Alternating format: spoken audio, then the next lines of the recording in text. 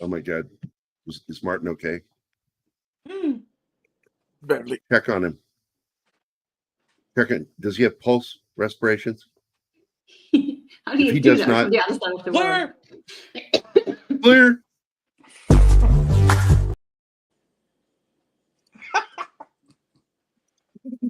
The fuck was that?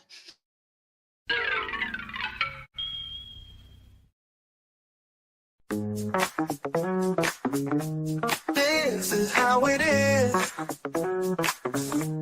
today on Pop Culture Minefield.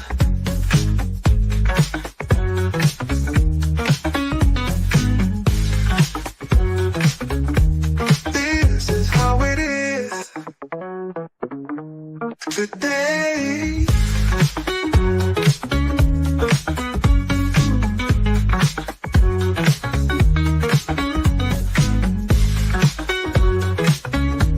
This is how it is today on Pop Culture Minefield.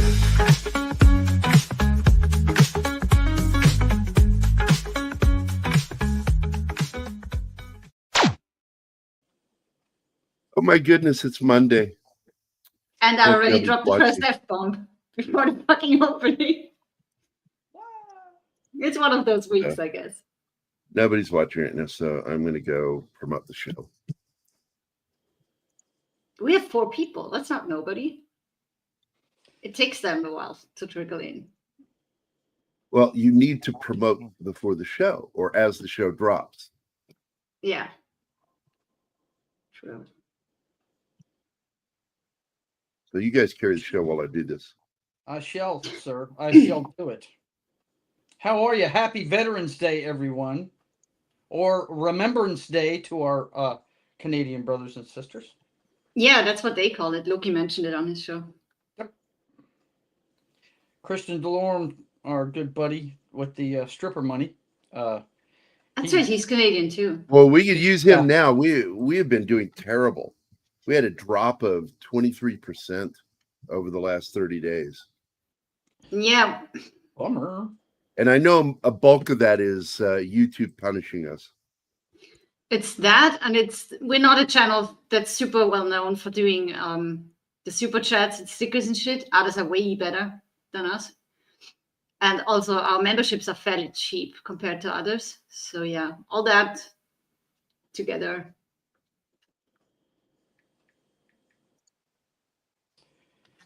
Yeah. And so many people watch us on Twitter now, not on YouTube. Yeah. It's because good sometimes our live audience is in the 60s, and then you go on YouTube and you have like 15 people there. And all the rest is some on Rumble, and the biggest portion is on Twitter now. I don't know how that happened. Because Twitter's popular. Yeah, it is. And it's extremely popular. Yeah, but they don't chat, and we want an active chat. But happy Veterans Day to everybody. What are you guys recognizing it in any certain ways? I always call my dad, my brother, and my aunts. You call your dad your brother?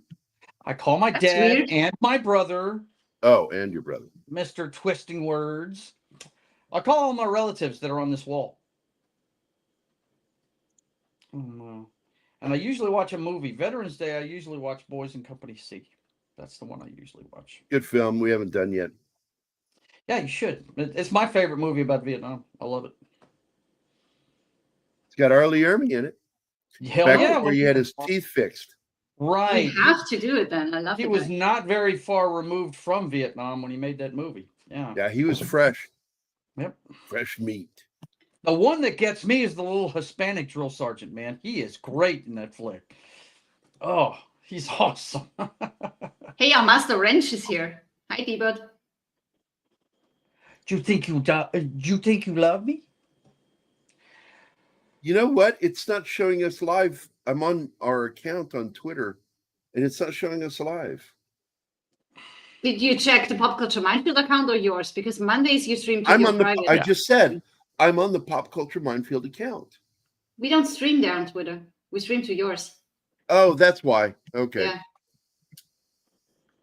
See, I that's your forgot face about up that. there with the X. Let me go to my account to make sure that I post something about that. I probably should stop doing that because if we're going to monetize Twitter, we need to monetize that account, not mine. It sucks that you can't do both. I know. I mean, I could, but what's the point? That a lot of veterans follow you, but not Pop Culture Minefield, and that way they get it. That was the original idea behind that, if I remember correctly. I don't know. I just work here. I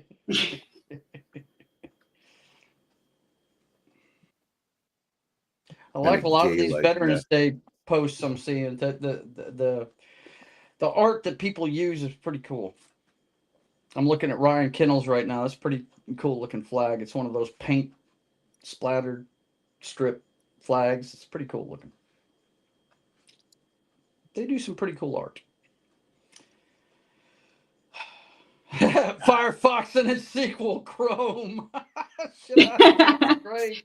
That's great. Yeah, as we've got 15 watching over on Twitter right now. So that's awesome. We got that going for us. Firefox, Yeah. the story of a browser back in 1982 when it didn't exist. That's funny. It's Windows. Still fighting this cold. Bummer. I did a little quiz. I'm going to let it go for a few days. The question was, what was the original working title of Blade Runner? Oh, they Now, had a oddly, few going. There's actually a draft, a first draft. We don't really know what the name was. But It they were was, playing around with titles, trying to find one that fit. I remember that. It could very well have been Do Android Dream Android. Electric Sheep. I'm trying to say, can you not hear me? Yeah. Hear you. Okay. I'm going to turn off my camera because it's stuttering like it did last night. So basically, when Hampton Fancher started writing, it was his first writing gig. And he started writing it in 1978. And we don't know what the first title is. But I'm not going to give away the answer to the quiz. I want to see if people fucking figure it out. So your choices are Mechanismo, Android, and Dangerous Days. And if you guys go to the Pop Culture Minefield Twitter account, you'll see it's there. Or you can go to our community area on YouTube, and the quiz is there as well. And if you select the correct one, you will get a response immediately on YouTube as to if you got it right or wrong. Am I right or wrong? I just remember that they were discussing titles a lot. Am I right or wrong? Joe. About what? Am I right or wrong? You're I don't right. know what you mean. Wrong. You're absolutely wrong. You're always wrong. No, it's cadence. Fucking Army cadence. Oh. Am I right or wrong? You're right. And when you say Okay. you're right, you're stepping on your right foot during marching. Okay. I've never heard See, that somebody. one. I thought you Never you heard did a lot that of DNC, man. Come on. Dude, I did fancy drill in high school and shit. Fancy drill. Fancy drill. Yeah. Just We blew all I can everybody picture away you is in- because we had a 7-minute silent routine, and the only orders that were given during the whole thing was our commander reported in, and then 7 minutes later, he reported out to the judges. That's how we won every competition we were in. It blew people away. We could do that for 7 minutes straight. Yeah, when you say fancy drill, it just sounds like you're working on an oil rig that was really clean. Right? You've got 3 phases of a drill team competition. You got inspection, basic, and fancy drill. Basic drill and fancy drill. Basic drill, everybody does the same commands as a unit and has to stay in a certain area, and you're judged on how well you execute it. D-Bud, that would be more correct.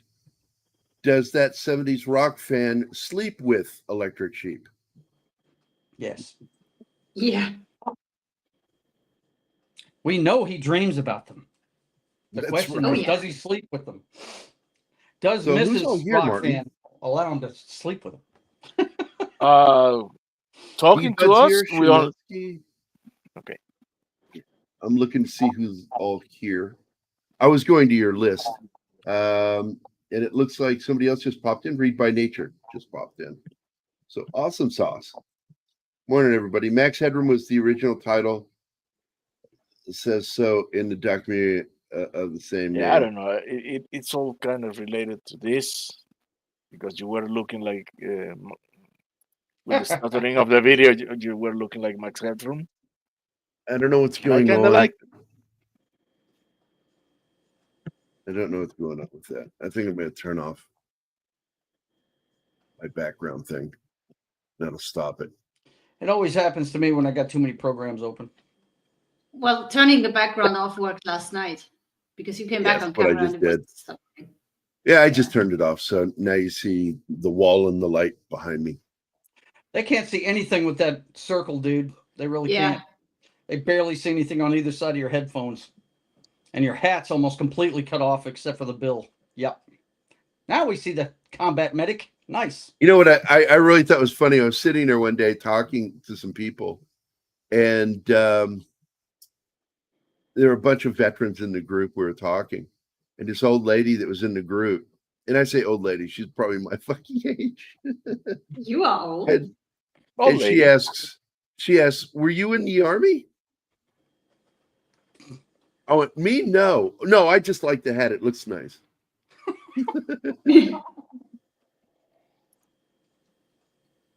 full Stylish. of shit.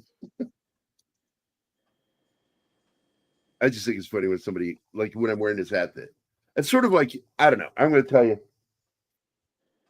And this really did happen to me. I'm sitting there selling my artwork. And it got a big banner that says IDW and I forget the name of the other comic company, Blue something. I can't remember. They did Liberator and all that shit. I worked with them. And this is Gerry award-winning artist for Blue Water or whatever they're called, and IDW Comics. And I've got all this artwork put up on display. And this lady walks up to me and she goes, "You did this artwork?" And of course, my natural response, because I'm a smart ass, was, "Oh no, I just sit here for the artist. He's over there." Idiot. I prefer promoting other people's art, not my own. And she was like, "Oh, okay." And then she just goes on like I had just given her the absolute truth. And I went, "I'm lying. I'm the artist." Perfect. You probably confused the shit out of her. He can't Yeah. help himself. It's a natural I know. reaction. I can't. It's I true. know he can't. It I just pointed comes the second hat. nature. When I'm wearing this hat and they ask me that, I'm like, because I had it custom made, man. Oh my God, he's bald. Yes, I am bald. You That is said it nice. before. I like that hat. I know. I just like to point it out every time. I'm John Carpenter. I mean, come on. I'm cosplaying as John Carpenter with a veteran. No.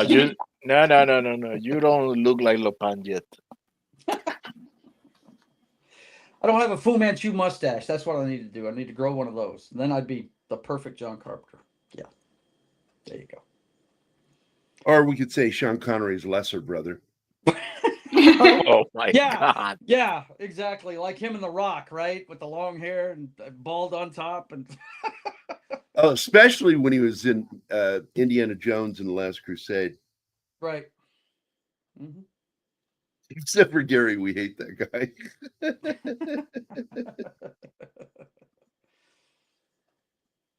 Yeah, Hulk Hogan. There you go. All you got to do is get the that mustache. The Fu Manchu. You get a voice man. like that, you know. That's how I draw the privateer. He's got a Fu Manchu, bro. It's perfect. Yes. Love it. Speaking of Fu Manchu, that reminds me of that punk song at the end of Rumble in the Bronx, the Jackie Chan punk song. That was a really good song. I went and found a copy of it so I could listen to it whenever I want to. And looking like Fu Manchu is in the song. Speaking of Character memes, I'd love to see come back, Charlie Chan, played by actual Chinese actors instead of, you know, Just fucking Asian white guys? with fake makeup on, trying to make them look Asian. That's even worse than just hiring somebody from Asia, wherever, and make them play a certain race. No, you need to celebrate actors because, you know, Charlie Chan was actually, you know, they'll say, oh, he was a white man's creation. It's like, yeah, but he was doing it out of admiration or respect. So what the fuck? Like, so we shouldn't watch Shogun because it was written by James shouldn't Clavell. watch Dances with Wolves. I mean, you know, we shouldn't watch these. Yeah, I know it's just stupid mindset of people. The woke mindset, the SJW, whatever you want to call them, they're so fucking goofy, and and what they do is they're practically ruining everything for any enjoyment. Yeah. And they're party poopers, real party poopers, not like me, a fake party pooper. They don't They're care real about being party poopers. entertained. All they care for is being represented. And it's stupid. It would be interesting to see that. And I got to be honest, if we do another Flash Gordon, Ming the Merciless should be Chinese. Yes. Yes. Also, I would really love to see Charlie Chan come back. Because the only people that were actually Chinese actors were his children or some of the villains in his stories. I love that cartoon, Shinatsky. I grew up on that show. Charlie Chan and the Chan Clan. That was a good show on TV. The last actor to portray Charlie Chan, actually Charlie Chan, on film was, I just forgot his name. Just bounced out of my head. It's the same actor that was on the TV series Wild Wild West that played West's partner, the makeup guy that could disguise himself as anybody. If only there were a way. I'm just a party pooper. Wild Wild West. I loved that show when I was a kid. Oh, I just don't even want to go there with that. That was so stupid. So anyway, we're going to be talking about not Blue Thunder.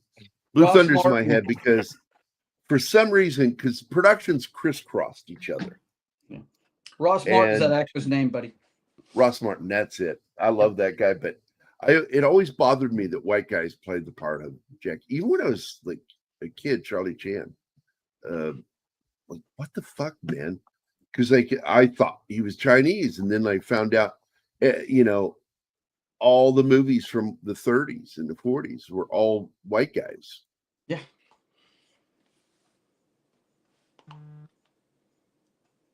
Johnny West. It sounds familiar, and I just can't place it. Oh, shit. Yes. Oh, my God, yes. My neighbor, when I was a kid, he had the Johnny West figures. I was like, fuck, man. We should draw a mask on him. He goes, I'm not drawing a mask on my Johnny West. It looked like what should be the, hey, Fletcher. Hail, man. The Lone Ranger.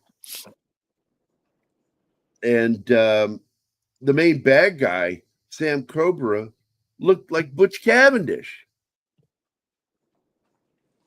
So I thought it was really obviously a ripoff of the Lone Ranger without the mask. The hate Fu Manchu part of them banning Shang-Chi in China was its connection to Fu Manchu. Yeah. Well, that's the communists, really.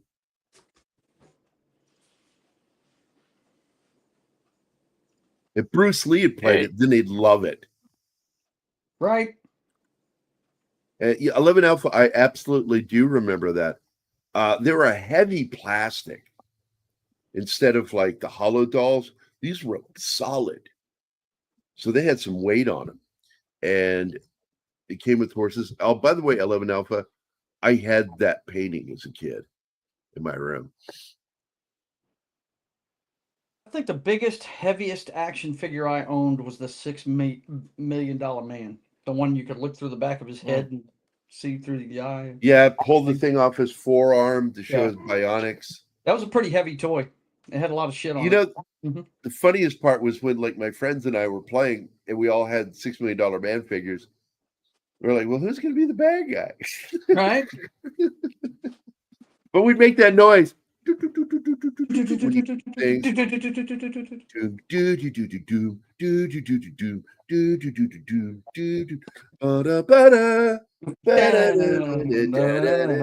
Running in slow motion. Hell yeah, man. Lee Majors, dude. That guy had it going on back then. He had Farrah Fucker's Fawcett still on his alive. head. I Look know. how old that guy is. Yeah. And he makes an appearance. I've not watched it yet. He makes an appearance in the new film. And I feel bad because the trailers looked like it was going to be a fun film. It is a good movie. It is a fun film. What are you talking about, man? I haven't seen it yet, so I can't. I haven't seen it yet. Dude, I've seen it a couple of times. It's great. I love it. Yeah. Of course, I'm a stuntman nut, though. A lot of people like Smokey and the Bandit as their favorite Burt Reynolds movie. I'm a big fan of Hooper myself. Hooper is a great film. I love that movie. Yeah.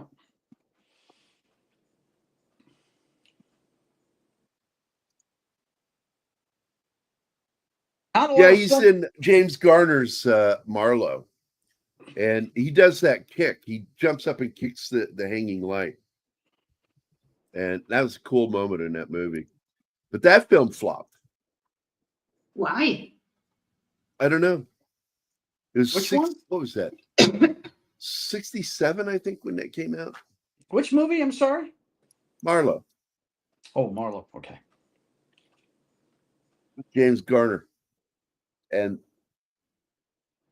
Bruce Lee plays the muscle that goes to threaten him. You're getting too close.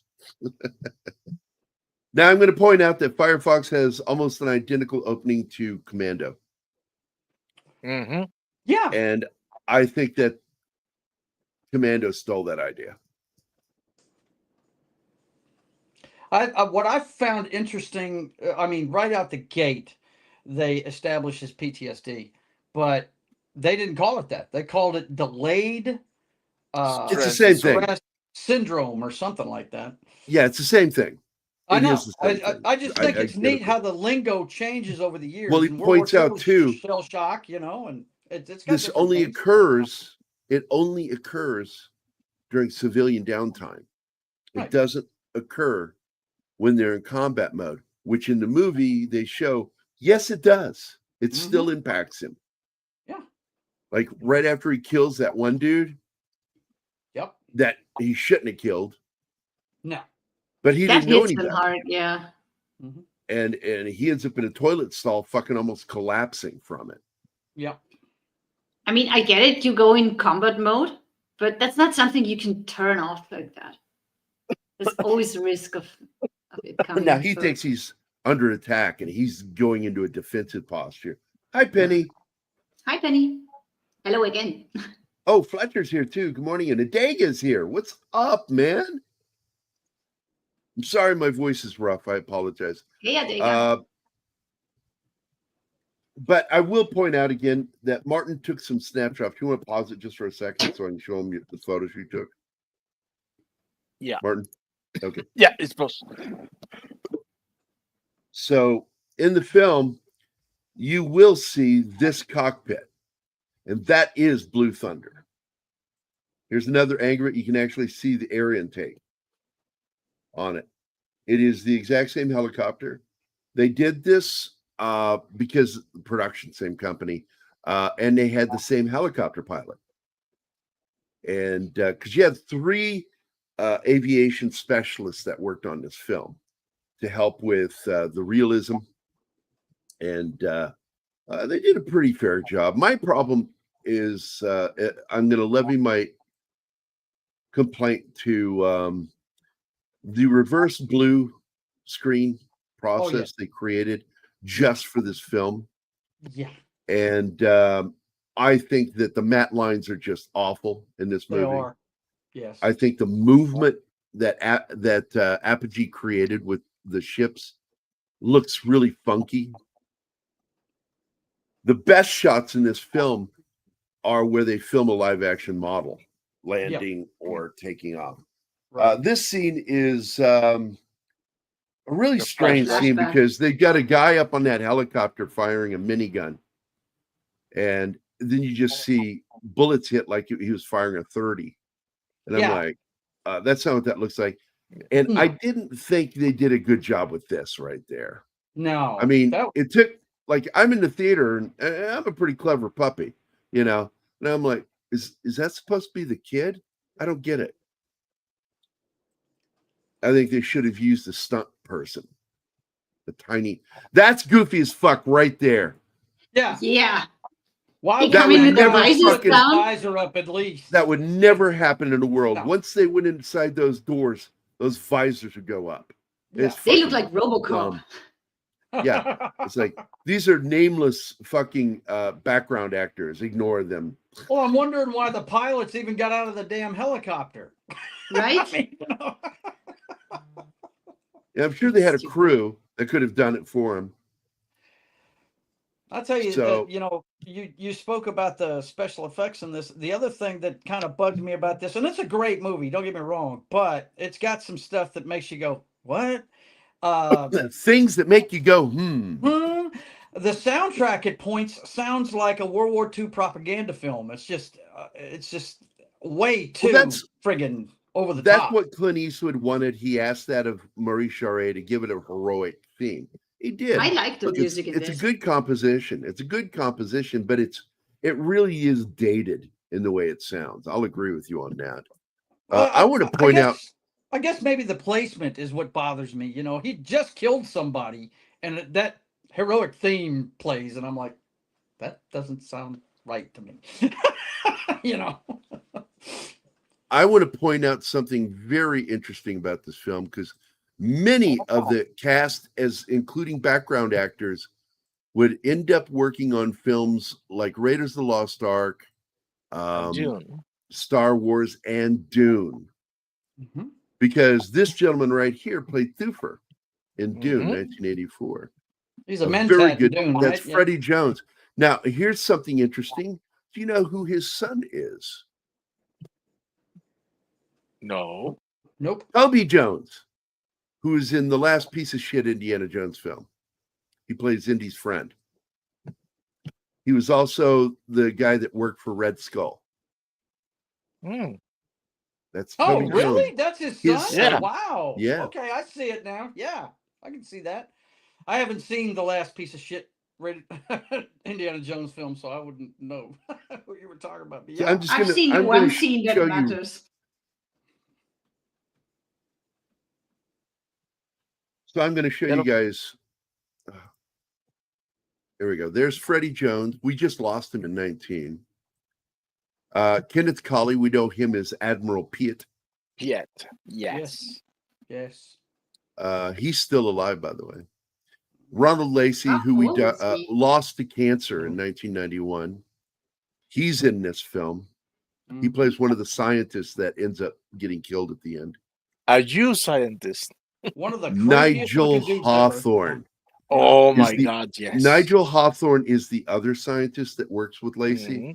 And I love this guy. My favorite film with him is The Madness of King George. What a great fucking movie. We lost him in 01. Vert was Kalla, good. a Germanic Yeah. actor who has been in pretty much everything. Raiders. He's like everywhere. He even made an appearance. A lot of people don't know that in one of the other films. I forget which one. It might have been Last Crusade. Lacey did too. He's in the scene in Berlin.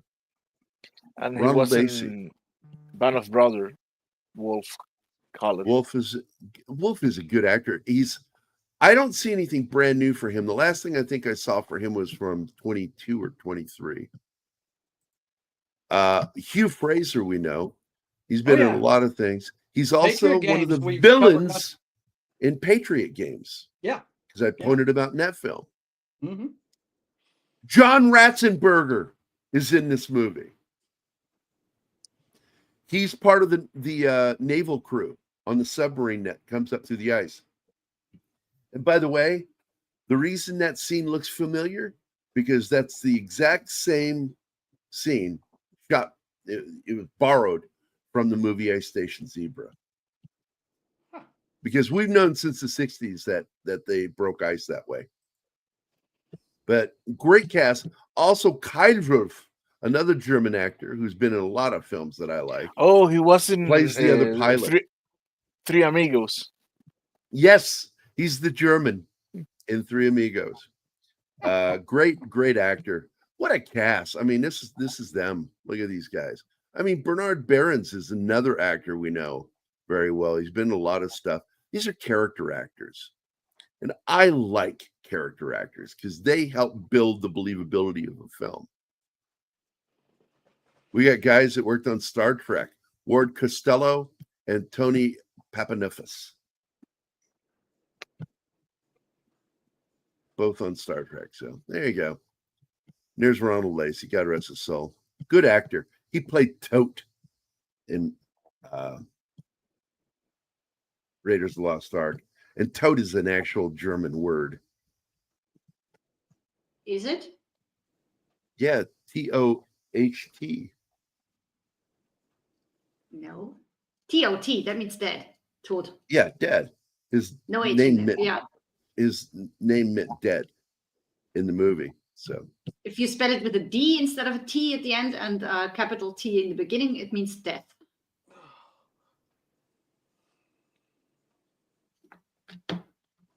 So during the time that Air Force commander is speaking with Clint Eastwood, this briefing is taking place.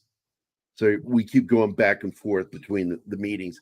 And then eventually we show Clint Eastwood understanding that he's like Rick Deckard in Blade Runner. No choice, right, pal? Yeah. And he's inducted in to do this job because he has three things that they need to do this one job, which is he speaks fluent Russian. Mm-hmm. He's an expert pilot. Yep. And what was the third one? I forget. Physical match to the pilot. His body physical size. Match. It was his size, his girth. Yeah. Because the cockpit and the flight suit were tailor-made to the test pilot. Yep. And it puts the word cockpit. Oh my God. Don't go there. By the way, when I was in the Army, and you wonder why manipulation friends. sucks. When I was in the Army, I was friends with a guy with the French Foreign Legion. And we stayed friends after the war, but we've lost contact with each other. And but each one of us argued who said it first. When I called somebody. He called a guy a cock pilot first, but I said no, he's a USDA choice cock pilot, which made it funnier. USDA prime choice cock pilot. And he says, but I said cock pilot first. I said, yeah, but yours wasn't funny. Mine was funny. I didn't catch it at the time, but a guy speaking English to himself while flying a Russian plane that detects whether or not the pilot is thinking in Russian. I still think this. They were really kind of reaching because we don't have that technology. What we have, and they do have, is eye movement. And there are neural pathways through the hands and stuff. So there are certain things like the Apache can read a lot of things that the pilot wants to do because they're trained to move their eyes a certain way. If I may, you do what? About this specifically, the neural component of the system was only restricted to weaponry, not flight. and in fact, it creates a problem for him in the last seconds because um, He's he yeah, switches from to English, and the system stops responding. and he almost gets And killed. yep, and now we for the last 10 years have been really dabbling with neural control. It's still crappy, but we're getting there. Elon's working on it big time. Oh no, but that's different. What I'm talking about is they're using electroencephalographic technology to make a little headset that you put it and you can control very badly some video games. Yeah. Now, I want to point something out. This movie is based on the 1978 novel of the same title, Firefox. And the guy, Craig Thomas, who wrote the book, actually ended up writing 4 Mitch Gant books. And the second book is called Firefox Down.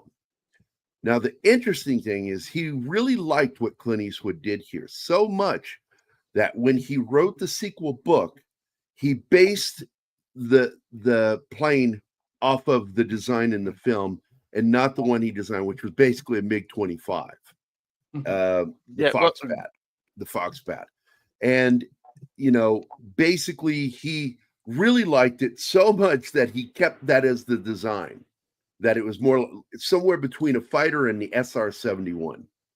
yes. So But the thing is that the MiG-31 really existed. It's still operational. It's been produced since 1976, at the time that this was and written and made, it was the MiG-25. And it was one of the few well, planes that could do 3.28 Machs.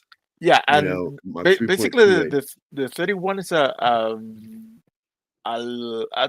25, but a little bigger. So let me explain the true story that inspired this. And I don't remember his name. He's a Russian pilot. It's a famous story that Mhm. they had flown like over Israel. They flew it over Japan. They flew it over everything. And Belenko, I think. Say it again. Belenko. That is it. So the reason this happened is there was not politics involved. Not in the sense that you think, not one nation versus a nation. What it was he was getting angry at the Soviets because their base was falling into disrepair and it was becoming dangerous for crews and for pilots.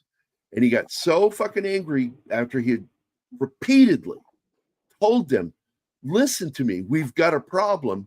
They ignored him, and he just said, fuck you guys. My wife is leaving me. She was moving all the way across the Russian continent, just fucking moving clear across to the other side and taking his kid with her to go live with her parents. And he got up one morning and said, fuck you. And he took that fighter out and buzzed Japan and then landed at an air base in Japan and surrendered to American forces. And he gave them the MiG-25, the most advanced fighter of its time. Did he survive that? Well, Yes, he did. Yeah, Yes, he he went did. to the States and he even became an entrepreneur.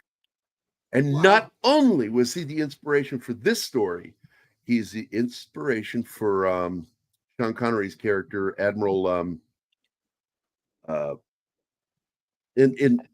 Marco Ramius. Ramius, that's it. He is the Now, inspiration for Ramius. now there's a fun fact.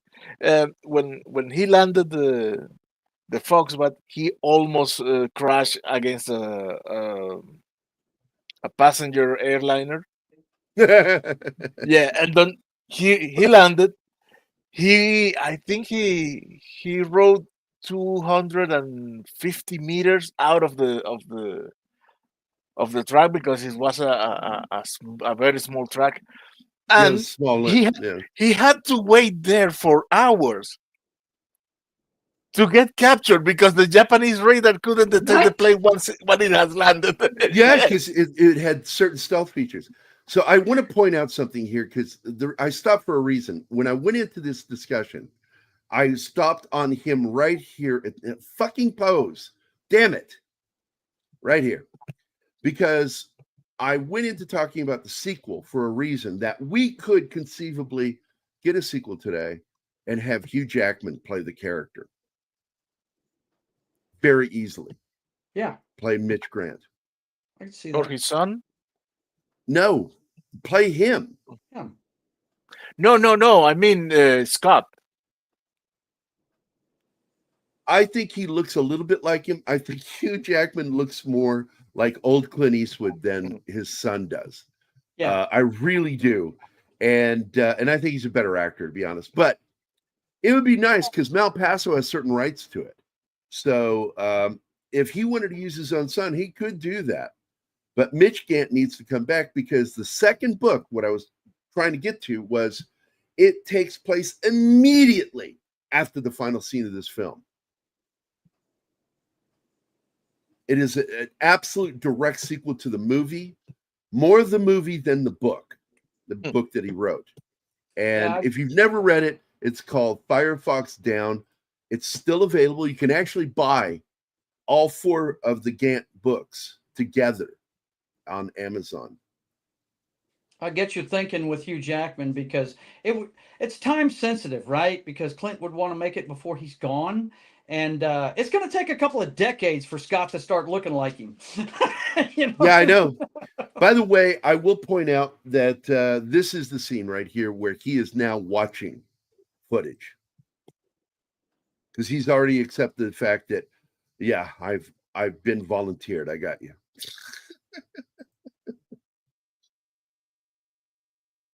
And of course, this is I just forgot his name.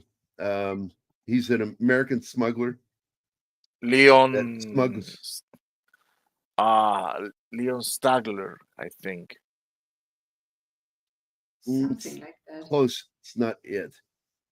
Anyway, it's a name that if you see it spelled, you pronounce a different way. And they say it an interesting way in the film. So he is a heroin smuggler, smuggling drugs into Soviet Russia, and they're on to him. And so they're going to have him go in as this guy. What Clint doesn't know is he's going to meet the real guy. And that it ends up being another scene that causes him to have PTSD.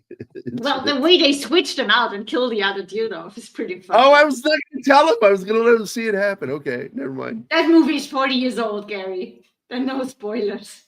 Yeah, I bet you some of these sons of bitches watching right now haven't seen the film, especially Tree Rock Creations. I bet you've never seen the movie. No, he's probably seen the movie. I'm teasing. It was only for the weapons. Why was it only the weapons? You would think. No, they were also looking at other things. They were looking at the stealth features on the aircraft. They Yes, looked at a lot of things on there. He's talking about the neural interface. Oh, the neural interface. And by the way, that is something that I use in my story Eyes in the Sun, which is an alien UFO story. And it's got a great opening.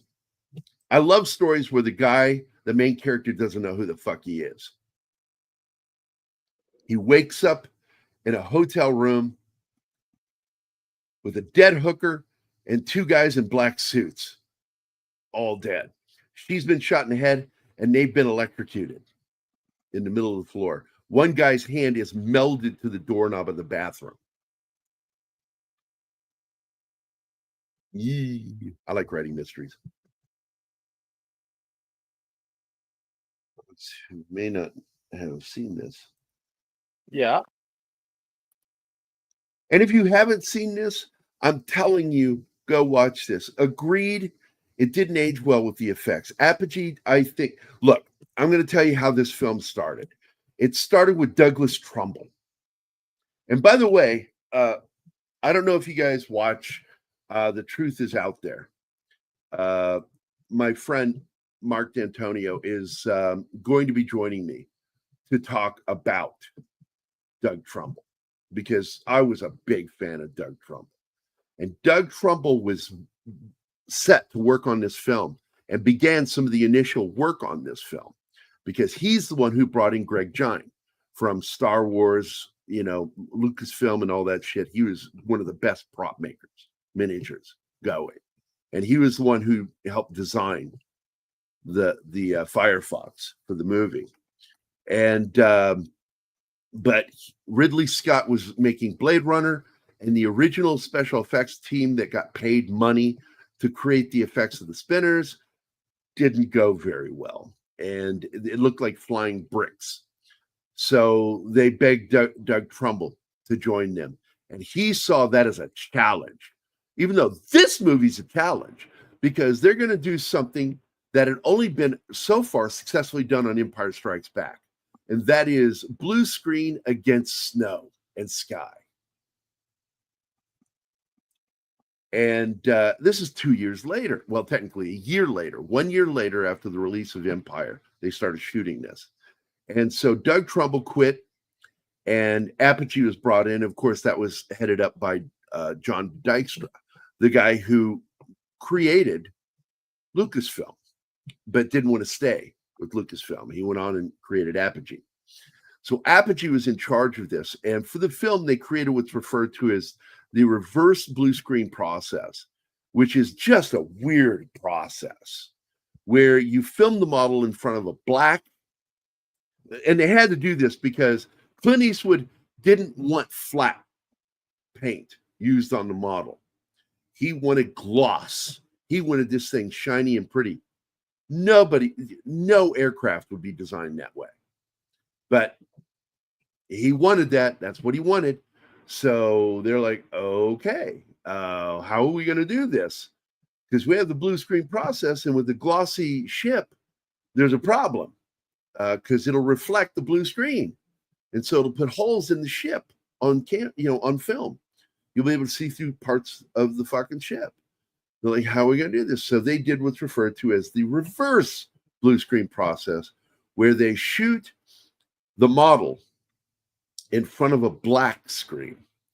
And I do believe, because they don't really give the details and don't want to go too much into it, I believe there are actually two processes with the black background. One with a phosphorus painted model. It's usually a bright phosphorus green color. And they light it in front of that. And that creates a matte later. And but I also think they do the beauty shot with the reflections on the surface of it. And they do that in front of the black as well. So then they go do the traditional blue screen with the model, and then they create the matting. And if you don't know what matting is where you mat around the ship. And it's easier when you're doing it in space because you can do matting in blocks. This one, they had to get all the way up to the edges of the vehicle. And you can see it badly in this film. There are times, like there's a shot where it drops down to the ice floor and turns, it banks slightly, and you just see the black blur, and it's just bad. I consider this film not very well done in the visual effects, but I don't blame the guys who did it because they did the best with what they had. Clint Eastwood clipped their wings, figuratively, of course, by making it a gloss model. This film would have looked so much better if they had just used the traditional blue screen. And if Trumbull had done it, it would have probably won an Oscar.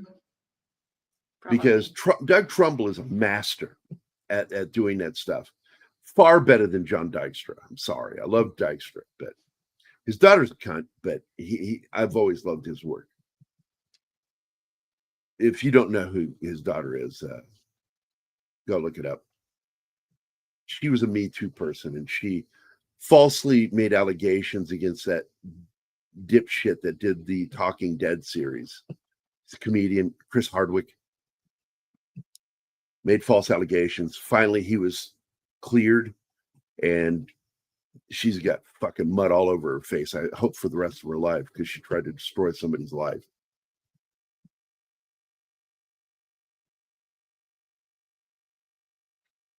Oh, okay. So that scene, that is something that they do. It's sort of like it's the way you try to catch somebody in a lie.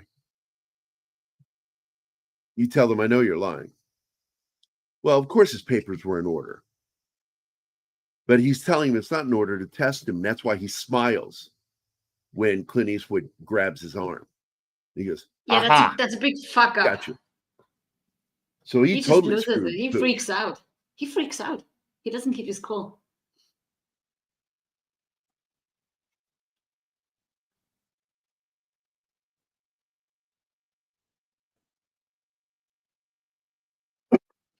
So he goes for a midnight walk and he ends up running into his contacts. And there's a third person there who's American.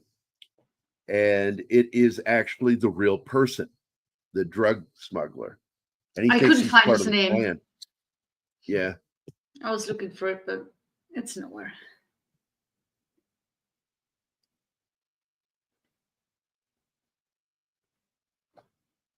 Yeah, they just start beating the crap out of the guy and killing him, switching out papers and throwing him in the water. Pretty brutal. Yeah. He's mean, like, what the fuck? He beats him to death, hitting him in the head and face. And he's doing it to damage his face. Yeah. Okay. It's Leon's, they pronounce it Sprague. Sprague. But we know, like, Sprague de Camp. That's how he pronounces his name, spelled exactly the same way, Sprague. So it's one of those names that threw me when they said it in the film. I'm like, oh, is that how you're supposed to say it? How come he pronounces his name as Sprague? Famous writer. Anyway, so Leon Sprague gets killed here. That's the real one there. And he goes, smoke his cigar, put it in your mouth and smoke it. He puts it in his mouth and then just begins to beat him to fucking death. And Clint's watching this. And that's fucked up, man. It is. So he ends up, they get to this train station. He's just every second, he's on the verge of fucking collapsing from another episode of PTSD. And like when the train's going by him. And by the way, this is shot in Vienna. It is. Anima's been to these locations, the train station, all of it. It's a subway station in the middle of it's under the opera house, right? It's under the opera house, yes. And that was early 80s. I was a couple years old when I rode the subway for the first time. Yeah, I do remember the bright orange inside. I don't remember the plastic seats, the black plastic seats, because they were gray, I think. But yeah, it's so much fun to see an Austrian subway station pretending to be Russia, because you recognize all the hallways and shit. It obviously looks different, but the general structure has changed. So that's fun. And that's a different subway station. But close. How do you pronounce? Where's it at? I just saw it. Oh, there it is. 11 Alpha. Yeah, of course it's Prague. But here you go. How do you pronounce Laugchter? Anybody? Anyone? I didn't Laughter. get that. Oh. How do you pronounce Daugchter? Different by one letter. That's daughter. Words, enunciation changes from word to word, and so I had learned because of Star Trek, because he was one of the writers, that was his name, Sprague. And I'm like, okay, that's how you pronounce that, I guess. And so when I saw this movie, because I was a teenager when I saw this, and I was like, oh, and I'm like, that's different from the way I learned to pronounce that name. So sometimes YouTube cuts off the first letters. It does that to me all the time, Penny. I'll be writing you guys a message at the end of a show, and I won't be paying attention. I'll just hit enter after I type it in because I'm looking at the screen over here, and then I look over and I'm like, what the fuck did I write? It cut off like half a word. Yeah. It takes out messages when you enter with a smiley sometimes. Oh got- my god! Then just all the gotta text double is check. gone and just a smiley gets posted. It's so stupid. You got to check yourself when you're typing on these things because I mean I use my phone. check yourself before you wreck Wreck yourself. yourself. I use my phone a lot when I do it, and the predictive text, which I have never figured out how to turn off on an iPhone, just messes up every time I type the Teresa comes out. I'm like, what? Okay, come on, relax. Before my dad died, by the way, you just said something that triggered a memory where I told my dad one time, I said, yeah, I use the phone in the bathroom, my mobile phone. And he goes, the hell do you use it for? By the way, He was genuinely asking me, like, what the fuck are you using a mobile phone in the bathroom for? And I'm like, oh my God, Dad. I'm not using it to wipe my ass. Oh. we just saw a subway from the outside. They were silver back then, and in Vienna they were called Silberpfeil, which means silver dart. And a lot of Silver people dart? were sad when they modernized it. They don't look like that anymore. Not from the outside, not from the inside. And we just got new ones that are super modern.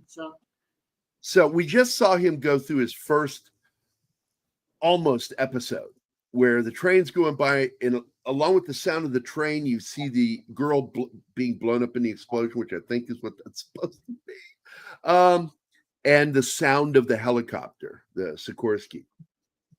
And then they bring him out. They're like, come on, we got to move. And so they go up here and he goes to his first checkpoint. And this is what we call the soft cell. The soft cell is where, oh, we are friends. Of course, we want you to go through very quickly. Thank you. Everything's in order. Go ahead. And he moves on. And there is a mixture of Germanic and Russians in this scene because Anima even caught that. Yeah. I learned nothing from today's movies. They are brain dead movies. Most of the time I predict the characters die.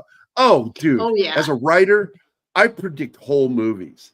Like, I will get into the first act. I said, I already know where everything is going to go. I hate when they do that. How stupid do they think we are? There was a movie called The Tooth Fairy that I saw. No,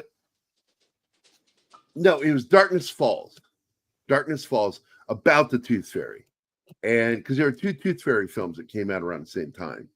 And technically another one was The Rock, so 3 about the Tooth Fairy. And 2 were horror, and the other one was just so bad it was scary. And but in Darkness Falls, when the guy gets arrested, I'm in the theater with my buddy Jeff, who is a teacher buddy of mine. We're sitting there watching a movie, and I leaned over. I said, I swear to God, I'm going to lose my fucking mind if they arrest him and then take him to a police room where the cell is in the middle of the room, because the lights are, of course, going to go out while he's in that cell. And he goes, oh, come on. And it's what happens. And I burst into hysterical laughter. And I embarrassed Jeff. He got up and moved. Went to sit next to me during the movie because people were pissed that I was laughing so loud. What was supposed to be a scary scene. I'm like, this is so stupid. I cannot stand bad writing. My predictive text has gotten to the point where it puts in mistakes to words I get correct because it's AI thinks that what I meant. Exactly. Yeah. Exactly. It's so dumb. Oh, yeah. And of course, not even talking about autocorrect. I mean, AI, but autocorrect itself will correct words incorrectly with me. Yeah. And I will look at what the fuck I just said. I'm like, what the fuck? I get so mad when it does that because I'm not paying attention to it changing my words. Yeah, now, this guy, when he got hired for this part, what is his name? Warren Clark. And when he was nervous working with Clint Eastwood because he had grown up on Clint Eastwood, the spaghetti westerns. And he was young when he made this. He doesn't look young, but he's actually young. Yeah.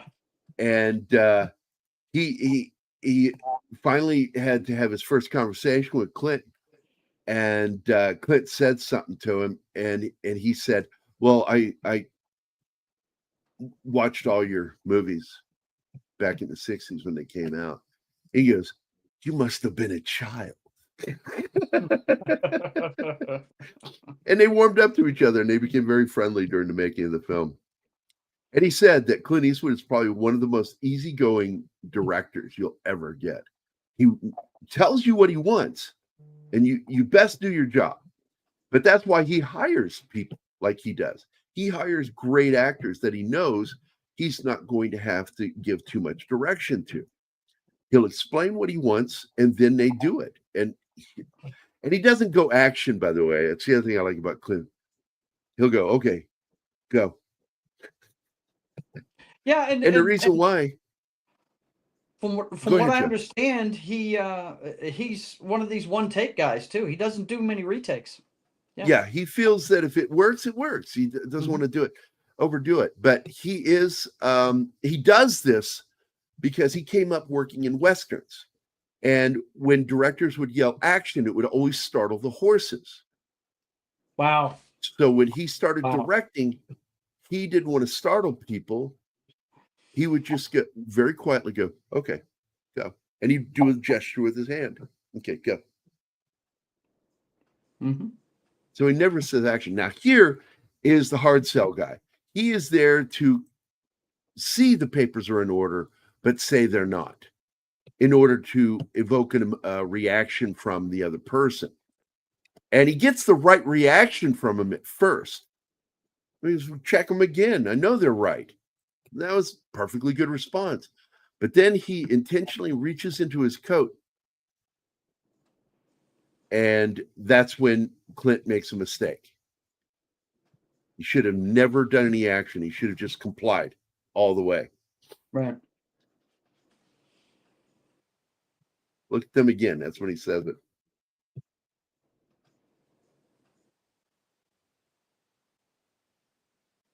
And it turns into a scene from Any Which Way But Loose, because he just goes to town on this dude. Yeah, but Nobody throws a punch like Clint Eastwood. What, No, Martin? he doesn't. I don't know. I don't like any of the punches he threw here.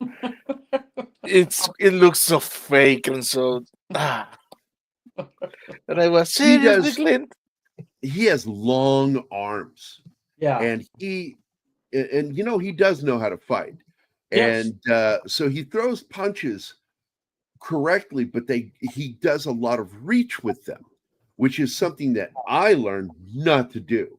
Mhm. Because you risk being off balance Off and balance. being Yes. taken. If your fist misses, you're in trouble. Yeah. That's what I was Because going to say. you He looks changed off your balance center of every time he does gravity. it. Yeah. Mhm. Yeah. But he really throws those haymakers out there. By the way, I met him in his bar in Carmel. He bought me and my guys around when I was stationed at the Presidio. We drove the hour up there to meet him. And I'm so glad you brought that up. Yeah. So how did he go? What was it like meeting him? He's the nicest guy in the entire world, but he is a lot bigger. I mean, look on screen, he's taller than everybody else, but he looks skinny. That is a large human being, man. He's got huge hands. It's ridiculous. That is a big dude. But yeah, he's got meatloafs for hands. I'm telling you, dude, it's ridiculous. But yeah, he's the nicest guy in the world. Thanks us all for his service. We were all in uniform. Back then we used to go everywhere in uniform. And yeah, we had a good time. And he is tall. He's an inch taller than me. He was the mayor of Carmel at that time. And so the reason I'm glad you brought that up is I forgot that that homestead that he is at the beginning of the film, that's actually his homestead. Is it really? Cool. Yeah. Yeah. It's his ranch. Yeah. Northern California is gorgeous, man. It is. You get up there near Redwood Country. I live in Sacramento, and I used to go up to visit my aunt and uncle up near just south of Rainier. Mm-hmm. Not Rainier. I'm sorry. Shasta. Okay. And I love driving up that country. Mm-hmm. And one of the things when I drove up north to move to Washington, I went through Shasta and all that, and we went through at night, and I just kept looking for lights in the sky because I heard there was a lot of UFO activity. Never saw anything. Yeah. Clint's I'll one of the never- most genuine guys in Hollywood. My dad collects he collects autographs. Okay, he's got this form letter he sends, tells him about his service in the Air Force and the Army, and stuff like that. And then he says, "Look, it's not for resale; it's for my personal collection." And sends them an envelope to send it back with. All they have to do is sign it and send it back. And like Bruce Willis signed it with an auto pen, right? Clint wrote a letter to my father on the back of his black and white 8x10 after he signed it and said, "Thank you for your service," in the letter he wrote to him. Guy's cool as shit. I love Clint Eastwood. Which just makes me think of Tales of Kubrick still working on editing cuts of Shining. By the time he's working on Eyes Wide Shut, Clint does fewer takes and considered masterful director. He is. And even though I feel this is one of his weaker films, I think the film is weak because he had trouble with the story. But moreover, the visual effects. So I think in the end, the film works. What doesn't work for me is still, and it does not hold up to this day, is the visual effects. What I would love to see is the original effects shots to be given to master effects guys of today. Mm-hmm. And I guarantee you it would look 1,000 times better. He's got that kind of money. Yeah. Well, to begin with, this is one of the most expensive movies Eastwood ever did. It is the most expensive. Yeah, it is. And it's because almost the entire budget went into the visual effects. Only The like visual $1 million effects, to $2 million went to the making the film. The rest went into the visual effects. Yeah. They also did a lot of model work. They had 9 models, 2 of which actually flew. They built 2 full scale. Mm-hmm. Well, a partial full and a full scale, because the partial is covered. That way they didn't have to do the whole craft. And but the full scale models were fucking gorgeous, man. And a funny story: the guy that was the man that built it was talking. It's YouTube videos are great, the visual effects stuff, and they actually have some great breakdowns. And he said, "I was up in the nose of the plane working on it, and they removed the weights from the back of the plane that held it down." Fuck. They didn't And know he was in there. They needed the They weight. didn't know he was still in there, and he's in there screaming. Yeah, he's right. He screamed like a little girl, but nothing happened. He got away. He admitted he screamed like a little girl. Yeah. So You can another tell thing he that, loves By that the annoys way- me with this film is the excessive use of the word quickly. Oh yeah. Yeah, quickly. Because the quickly, Russians are yeah, constantly ending sentences quickly. quickly. And I'm not sure if it's written in there or what, but it's like it really at a certain point I became completely aware of the fact, and they're saying quickly a lot in this movie. Like an inordinate amount. It's like you couldn't find another word. I mean, Jesus, have somebody Spanish and yell andale, Right? for God's Something. sakes. Mix it up. Just- Hey, I by was the just like, way, what the we covered it last Monday, me and my brother on our show we do in the evening. He turned 94 last week. Clint, yeah. 94. Yeah, we did a happy birthday for him on the Pop Culture Minefield group. Cool. Just can't believe, man, that guy's still with us. Feel so lucky. And Mhm. it scares me to think that, he's going to be dead. Shatner's going to be dead. Some of these guys who I really admire Yeah. are going to be dead one day. The Now, old don't get me Hollywood wrong. guys, yeah, they're the last few. And Clint they're Eastwood gonna be is fine. kind of a shitheel in many ways. As gifted as he is, as nice a guy as he is, he really treated his women badly Yeah. Yeah. Well, and cheated on them constantly. Sandra Locke, in particular, he cheated on her constantly. mhm.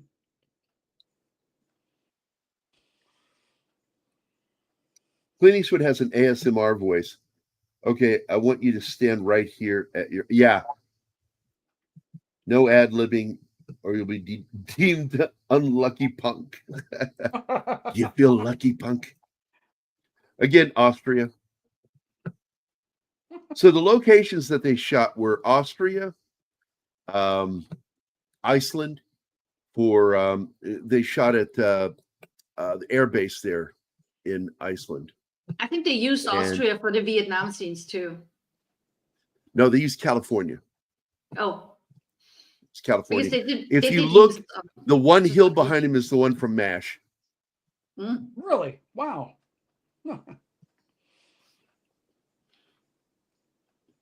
And I thought that the Vietnam scenes were badly done. You got a guy firing a Gatling gun, and they show yeah, that bullets was hitting weird. the ground like Could they have he was polished firing the a slow bamboo they machine made gun. to make that cage? Oh, the anymore? God, all of that was so bad. They should have made that far drearier. Right. You know, it should have made it look like it was rainy out. You know, because that sucks. Being in a fucking cage as a prisoner and it's fucking raining. Mm-hmm. And then they should have had a cobra come in. Not the fucking Sikorsky. It was weird. The guy's mounted a Gatling gun on the side, and I'm like, I wasn't even totally sure we even had that mounted in a helicopter during the Vietnam War. I was like, that's an odd one. Usually it's an M60. Oh, yep. A Browning. It's a Browning 30. Occasionally on the heavier helicopters, you'll see a mounted 50. But good God, you put that in a smaller helicopter, it shakes Oh. the shit out of it. Come on, man. The clients at work actually wanted to watch a war movie. They usually don't, but we watched We Were Soldiers last weekend, and that show is just amazing. But yeah, they don't have those big ass guns on the side of that thing. They're using 60s. You know, I don't even. By the think they way, put a Tree 50 cal Rock, on one of those. I think that that's an interesting question, and I could look into it, find out.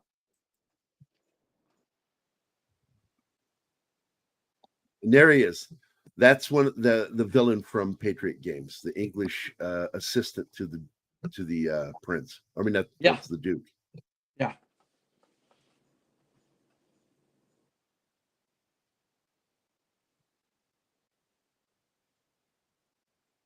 Oh, Christian, if you I do like this, the line. He asks the guy in the truck, "What is it with you and you Jews? Always having to fight the power." wow, right? I'm like, what a line! Yeah, and he goes out of his way to point out that he's not Jewish too. By the way, I'm not Jewish. Man, I was like, whoa. By the way, Did you Christian Lorm, great picture you sent me of your son. That he's got him marching in formation. I guess. It's Oh, Remembrance Day. I didn't see that one. I saw the one where he's standing, I think, by a tree. Yeah. I love that picture. It was a really good picture of him. This one, he's in Class A's marching down the street with his guys. It's pretty cool. I Yeah, miss the trunk. Christian Delorme, where he's just throwing money at us. Right. Yeah, he hasn't been He's in a chat very for a while now. patriotic dude, though. He I really is. miss him. Is he here today? No, I haven't seen him in a while. No. Oh, you brought him up, so I thought maybe he dropped in. He's been texting me this morning about Remembrance Day and Veterans His Day. wife posted photos in the group on Twitter. I tried Actually, to look at them, but that's it him. kicked me out. It's her name, but that's him. Oh, When you okay. see her post, that's him. Yeah. Mhm. Okay. I thought they were both in there. So it's him then. He doesn't have his own Twitter wow. account. Yeah. I got people messaging me, wishing me a happy Veterans Day. And you can say that. Memorial Day, you don't say that with. Right, exactly. But you can say it on Veterans Nothing Day happy because it about is that. a celebration of veterans. Yeah. All That's me and military Gary's veterans, day all right veterans. there. My day. Memorial Day is for those that gave the ultimate sacrifice, and Armed Services Day are those for those serving right now. Actively serving. Veterans Day is for those of us of prior Mhm. service.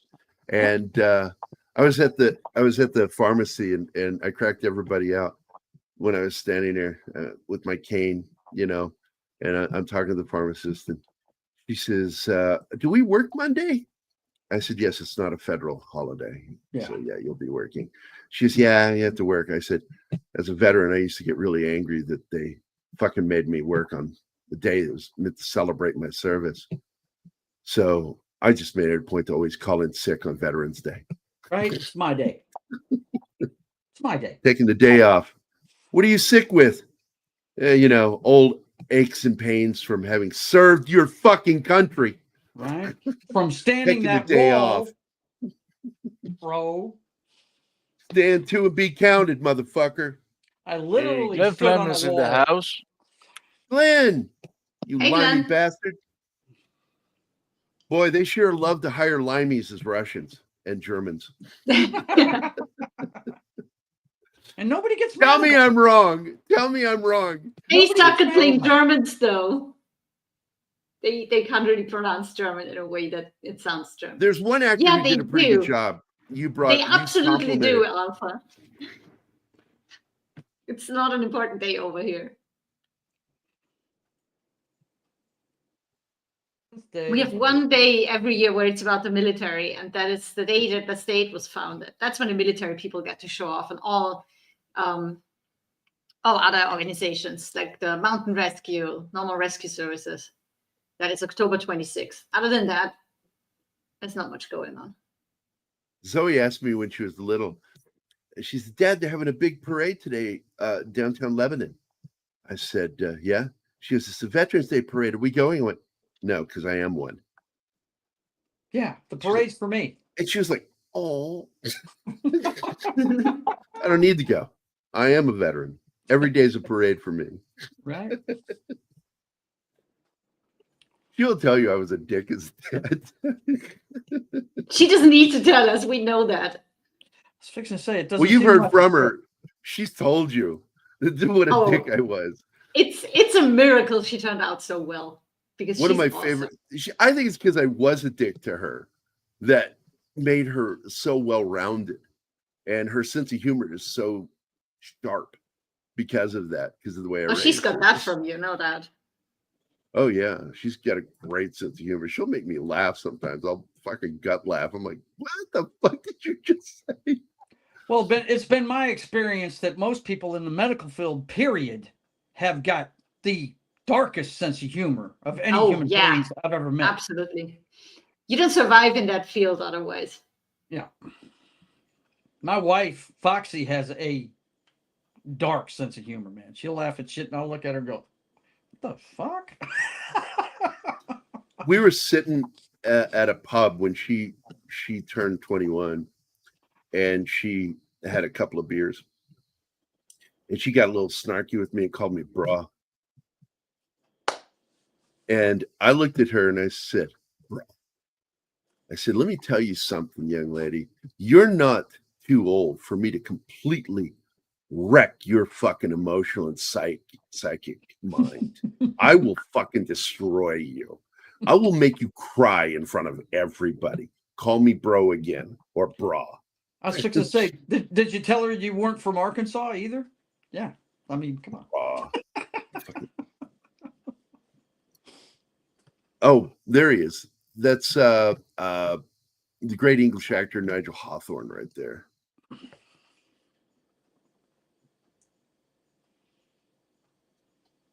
Because Ronald Lacey is the guy that drove him there.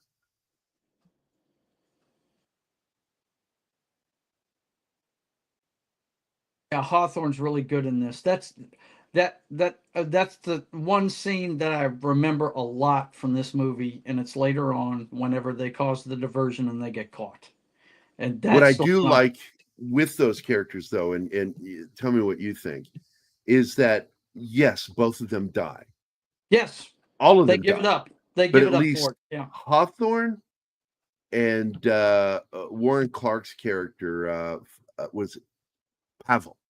Mhm. Pavel and he are the only two who actually, right before they die, see that the mission was a success. Yes. Mm-hmm. And I felt that was nice. I don't know if they bothered with that in the book. I Mhm. think it's wonderful that Clint Eastwood decided in the story that it was important to show not that they died not knowing, but that they died right at the moment where they got to see. Yeah. And because when he dies, Hawthorne dies, he looks up, the love of his life is dead. And then he looks past her dead body and sees Clint Eastwood's character getting up into the Walking plane. to the plane, and he's like, "Yep." And he's like, he did it. And he Yep. dies. Mm-hmm. Yeah. That's a great scene. That's the one I always remember from this movie. I always do. That one, and also with Pavel when he's out in the field, he Yeah. looks up and sees the Firefox fly over him. Yeah. He smiles to himself and then rests himself a little bit and then puts the Walther up to his head. Yeah. And instead of showing him pull the trigger, the sound of the engine of the fighter. Right. It flies away from is you. in the and next you see the moment. engines, Here, Mhm. right when you know he pulls the trigger, you hear Yeah. Mhm. the fighter. I like this film. Yeah, it's a really good movie. The thing that I love about it is I'm a big fan of James Bond and spy stories and the Bourne Identity and all that stuff. I love spy stories, and the first 2 acts of this movie are a spy story. It's Yeah, it's him a trying to thriller. get there. Yeah. Mm-hmm. And by the way, he said when they did the premiere in Washington, which a lot of major names showed up for the premiere in DC, and he's not a guy who likes to go to DC. And he stood up there and as he spoke, and he ended the speech with, and by the way, no one's put your seatbelts on because the last 10 minutes you're not allowed to leave the theater. Well, you cannot leave the theater. I don't know how you felt about it, but the middle act of this really came off like a World War II spy movie to me. You know what Well, I mean? it has a World War II feel to it, and you kind of get that with the soundtrack by Maurice Jarre.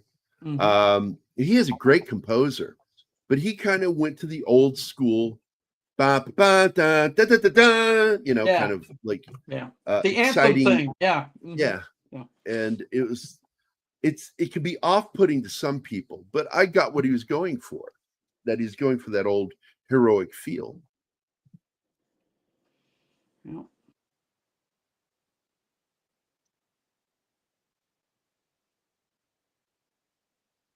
Well, speaking of this, I do not even remotely agree with you on that one. I think that his 2 best films are, yes, Outlaw Josie Wales and Unforgiven.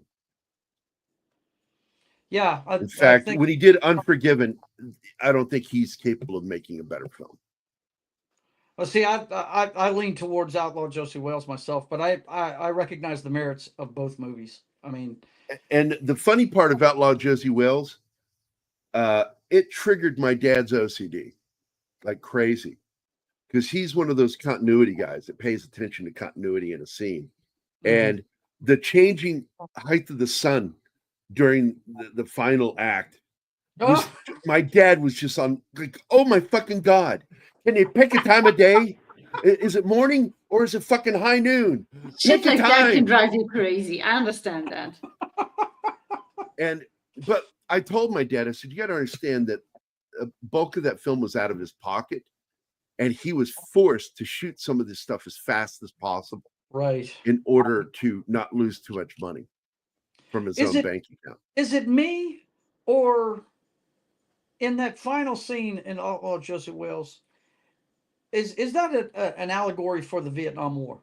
Did you get that? You know, feeling from that? it could be, Mhm. but I don't know.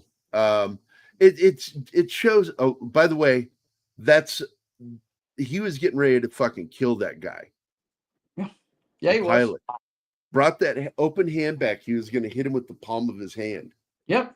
You know, right here, the ball, and push his nose up into his fucking skull. Yep. And I was Which like, he should "Oh." have done. But he thought better. Yeah. It's like, it's okay, don't worry, you'll kill him later. Yeah, I was fixing to say he paid for it later, but yeah. I got to tell you, I know the whole story. I knew the whole story before the movie, and I hate Angelina Jolie. I cannot stand her acting, Way overrated. and I didn't want to see the film, and so I've never watched the movie because I cannot stand her. So I have no opinion on that film. So I will tell you that. She's still the best Tomb Raider to date, though. She's Yes, still the she best is. Lara Croft to date. Yep. What do you mean? Which was the Richard Keel? So I know who Richard Kiel is. Was that the one with Richard Kiel? What are we talking about here? Yeah. Talk about Read by Nature. What was Jaws in that you're talking about? I was talking about? No, I'm asking him. Josie Wales. No, he's not in that movie. No. You may be No. confusing it with Butch Cassidy and the Sundance Kid. And that wasn't Richard Kiel either. It wasn't? That was Lurch. No, it was Lurch. That's right. It was Lurch. Yeah. He's the one who wants to fight Sundance at the beginning. Richard Kiel Or is Butch. in a Clint Eastwood Butch, he's Western. wanting to It's fight Pale Butch. Rider. He's in Pale Rider. He's in Pale Rider. Yeah. I don't even remember him in that one. He's I the like one Pale that breaks Riders, the too. stone. Remember that they were working on that Oh, stone? yeah. Yeah. Oh, yeah. He's the one that breaks the stone. Mm-hmm. Now, this is another one of those moments. He's got his little Walther out, and they come in there and giving him shit. And what you don't understand is that these scenes are all supposed to be in Russian. They're being translated for us by the actors into English. So hitting in the face is dangerous to begin with because of teeth, by the way, Jeeves.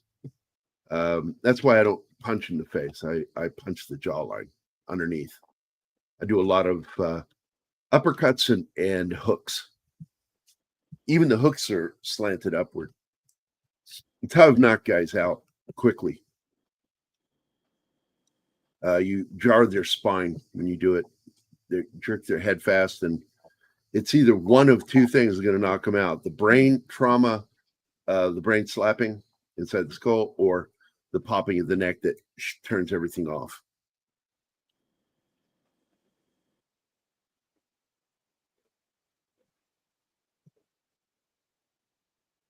This scene, Anima, when she first saw it, thought, "Are there red lights?" I said, "It's interesting you say that, because the tiles, I think, are red, because you see natural light hit them and they're still red. But he is lit in red. And the reason why you do that in the military, does anybody remember, Joe? Joe, do you remember why we use red lights in vehicles? I did it one time, but I don't know now. I don't Night remember. vision. But we used to have flashlight covers that were red for sure. Yeah, it's because it doesn't impact your night vision. That's it. If you use other colors or white lights, they'll cause your pupils to open. And whereas light red light discipline doesn't. is extremely important at night because you can blind somebody with a regular light, no doubt. Yeah, that's it. Yeah, you need to meet my friend Ultra Rob when he does his zombie. It's fucking scary as shit. He gets his teeth like way up there, and he starts making this guttural noise. I'm like, how do you make that noise? Horrifying. Scared the shit out of my daughter one time when she was 4, and she's hiding under the table until he's okay. Ultra Rob, you can stop now. You're not scaring me. Then he stopped, and she goes, "Thank you, and thank you for scaring me. It was really good." Really happened. She said that. There's Ronald Lacey. God rest his soul. Yeah, these three Died know young. they're not. They know they're not going to make it through this. Oh, characters all three wise, of them yeah. do. Yeah. And it's something that even Petrov says. He's or what is his name? Pavel says. He says, "I'm willing to die for what we're doing, and I'm also willing to kill." It's nothing personal. It's all about the mission. And so they are sworn to make sure that this plane is destroyed or stolen. There's Admiral Piet.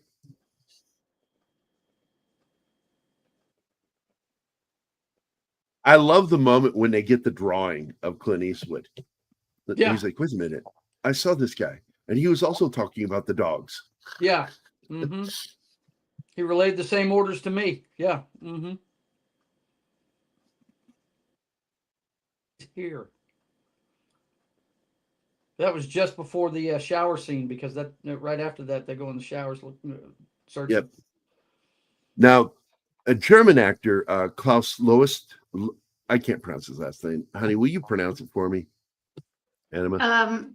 If I see it, It's I can do that. It's L-O with the umlauts over the O. W-I-T-S-C-H.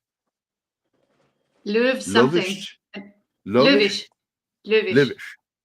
He plays General Vladimirov, and he's probably in the third act one of the most interesting characters because he is dealing with the idiocracy of his leaders. And Yes, finally, he just snaps at them. Yes. You're idiots. He's trying to tell him the whole time, this is where he's going. And the other guy's like, no, do this. He do says, that. I made a mistake thinking he's going north, and it's all a trick. He says, but he is not going the way we think he is. And he says, let me think. And he's trying to think like an American pilot is what he's doing. And basically saying, if I was doing this, or if I were doing this, what would I do? So this is it. They gun down the scientists. Well, he fires first and kills one of their guys. And he steps out with a pistol and shoots the officer with the megaphone. He goes, shut up. I hate you so loud. And then he sees Clint walk into the plane. Yeah, he sees him walking in that black ass suit, man. That's fucking badass. Mm-hmm. Now, the black suit makes sense, but when we see Wolf, the German actor who plays the other pilot, get into the other ship, he's in white helmet. And I'm like, that's bad because everything's going to affect his vision. You want everything to nullify the light on your face, especially around your eyes. He's like, God damn it, now I got to go do Empire Strikes Back. Right? He'd already done it, actually. Empire had been shot already. Released, everything. And by the way, the plane... Yeah, it had 80. Yeah, that's right. The fighter here is loosely based also on the Swedish fighter with the canard wing on the front. They actually had expected to use it in the making of the film, but in the end, Sweden said no. They refused to allow them to use the fighter planes. The Vixen. Excuse me? Is the Vixen? I don't know if it was the Vixen. I forget which one it is. All I know is it's got the triangle wings in the back and the delta in the front. Yeah, I know. Saab Vixen, yes. Saab makes it, yes. The body style reminded me of a B-1 here's about bomber. to. That's where he sees it and then he offs himself. Yeah. The body style reminded me of a B-1 bomber, but that nose really throws it off. It absolutely does have the B-1 bomber look to it, too. Yeah, I don't get why they say it's based on the SR-71. It looks more like a B-1. It does. But whatever it is beautiful. It is the Saab JAS-39 Gripen. That is the fighter that they were expecting to use in this film. And it was new at the time. I don't even know if it had been issued yet.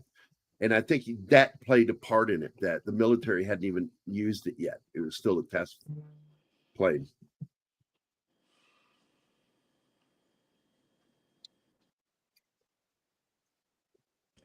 Now we're in the third. We have a bridge. Oh, no. There you go, Anima. Yeah, Löwitsch is an Austrian name. It's pretty rare in Germany. No, it's not that rare. I mean, variations of it go around. My boss at the Christmas market now, his last name is Löwy with a Y in the end.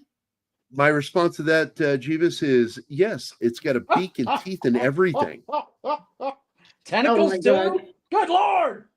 No, those aren't Marrying a tentacles. monster. Those are tapeworms.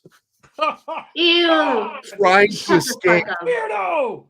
Please shut up, Gerry. Thanks for the visual! Oh! Yeah, They're just man. this trying to week get is out and I ruined won't let now. them. Like, get back in there, you. Ugh. Can you believe people still use those for diet? Idiots. They don't understand that if that thing segments and gets into the bloodstream, goes to your brain, you're It goes to your fucking brain, dead. yeah. So stupid. No, Craziness. no. We Bad knew read. about those in the military. Bad read. That's where I first heard of them. First heard of Can we dingleberries please go back to the in movie? the army. Yeah. God, talk about See what you Veterans did, Day. Jeebus. See what you did. Oh, Like, still needs I a video blame for the Jeep. back door, though. with He needs a video intention. for the back That's door. what he wanted. He needs a video for the back door. Come on. Yeah. Give him a breach video. I don't think this movie Wait. had a back door. Okay. No. Nope. If it had, we Okay. would have a clip. Believe me. Okay. We're going with this. Cowboy, check around and see if there's a back door. That's a good Military Monday one. Yeah. Yeah, we did that. I enjoyed that movie. That one shot where you can actually see it in the sky right there. Yeah. That is one of the cleanest shots they get. But the minute it moves, you get that traveling map issue. Shaky looking, just wow. Yeah, in Wow. fact, when I went to see this in the theater, I said, "What did they use? Just hold them on sticks and just move them around?" It looks so sloppy. It does. Well, I was saying earlier when I was indisposed in the chat that they use the same tech that they use to shoot the stuff in Star Wars. The difference is the background in Star Wars is the blackness of space, so you can't see that outline, but you can see it clear as day against this backdrop. Well, one of the reasons it works in Star Wars, like Empire Strikes Back in particular, with the Hoth battle, is because all of the models were matte finished. Yeah. No gloss. Mhm. So you can do that stuff. He wanted this thing polished, which is goofy. I don't understand why Clint pushed for that. Any stealth no fighter technology would is be going to be shiny. flat. They don't want any. Yeah, they want to absorb rays of light or whatever. They don't want it glossed where it'll reflect. That's the whole basis of stealth tech, is to absorb waves, right? Yeah. Right. Now, He once again, I'm wanted going to to- point out the submarine in this, referred to as Mother One, is the same submarine during the scenes where it's underwater and then going up through the ice cap from the movie Ice Station Zebra, Mm. made back in the 60s with Ernest Borgnine, Rock Hudson. What's his name? I just forgot his name, that played the prisoner in The Prisoner. You talking about Red Shirt's Avatar? Yes. I think it was his name. Patrick Happy McGowan. Veterans Day. Thank you. Patrick McGowan. Yep. Great fucking movie. Happy Veterans Day. Do you guys prefer Casualties of War or Saving Private Ryan? Oh, really? See, neither. I don't like Casualties of War because it's an anti-soldier film.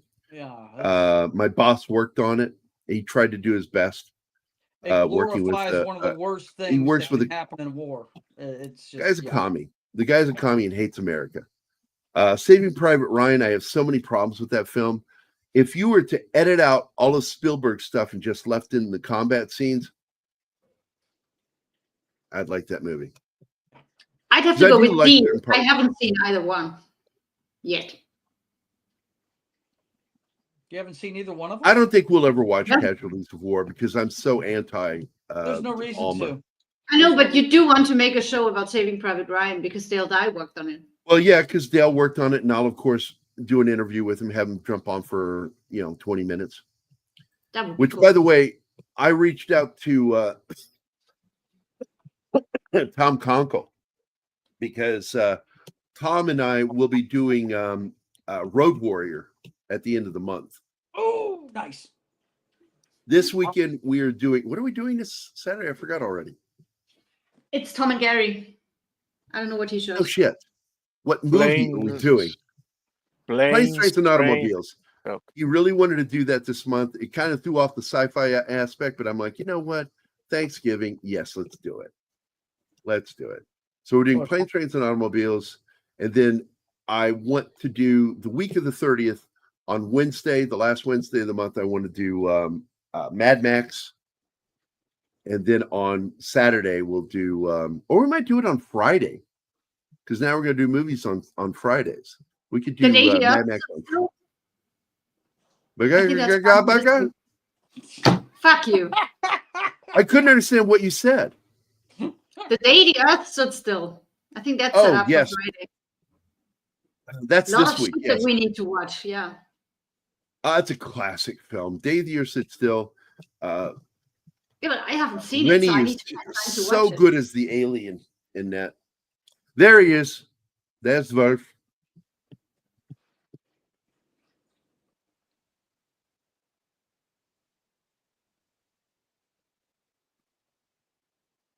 His name is Wolf Kahler. Wolf Kahler. So many films. So many films. He's also the German that Edward Fox flips off in Force 10 from Navarone. Even though a Brit wouldn't do that, he would have done this.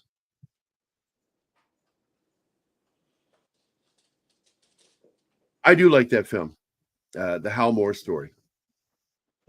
General We Hal Were Moore. Soldiers? Yeah, we just watched it. Yeah. Good stuff. We have a show. So we on definitely that. need to do it. I'm looking for it. Did we already do it? Yeah. Yeah. That film destroyed me watching it. Don't you remember? That was one of the hardest films to watch for me. The ending is so I love the good. lighting in the cockpit. The ending is so good though, because and I forgot this the first time I watched it. This was the first use of this thing in combat, the Huey helicopter. And that that's your scene favorite. That's right. It is. And that scene at the end of it where they're charging up there and you think they're going to meet the Custer's last stand thing, and then those helicopters show up. The soldiers on our side are standing there just with their mouths agape like, holy shit, this is what this thing can do? You know, they'd never seen it before, what it could do, you know? Yeah, that was a rough movie, though. They did a good job of making you care about the characters in it. And yeah, certain parts of that movie will rip your guts out. Now, I'm going to tell you that the helicopters used in this film are meant to look like the Hind helicopters. Mm-hmm. And I don't know what they used, because I don't find any record of the actual models used, the real vehicles. I know that, like for Rambo, they souped up Sikorsky. Mm-hmm. Well, so I was wondering, what you see in this movie are Mi-24 Hind A, which do not have the firing turrets and has that polygonal cockpit window. I don't know if they only use they use models. No, there's and a scene where there's real helicopters flying. Yeah. Yes, and I think they're made to look like Hind. Stock footage. You think so? Okay. Yeah. Because I know later that Rambo, First Blood Part 2, they made Sikorskys out to look like Hinds.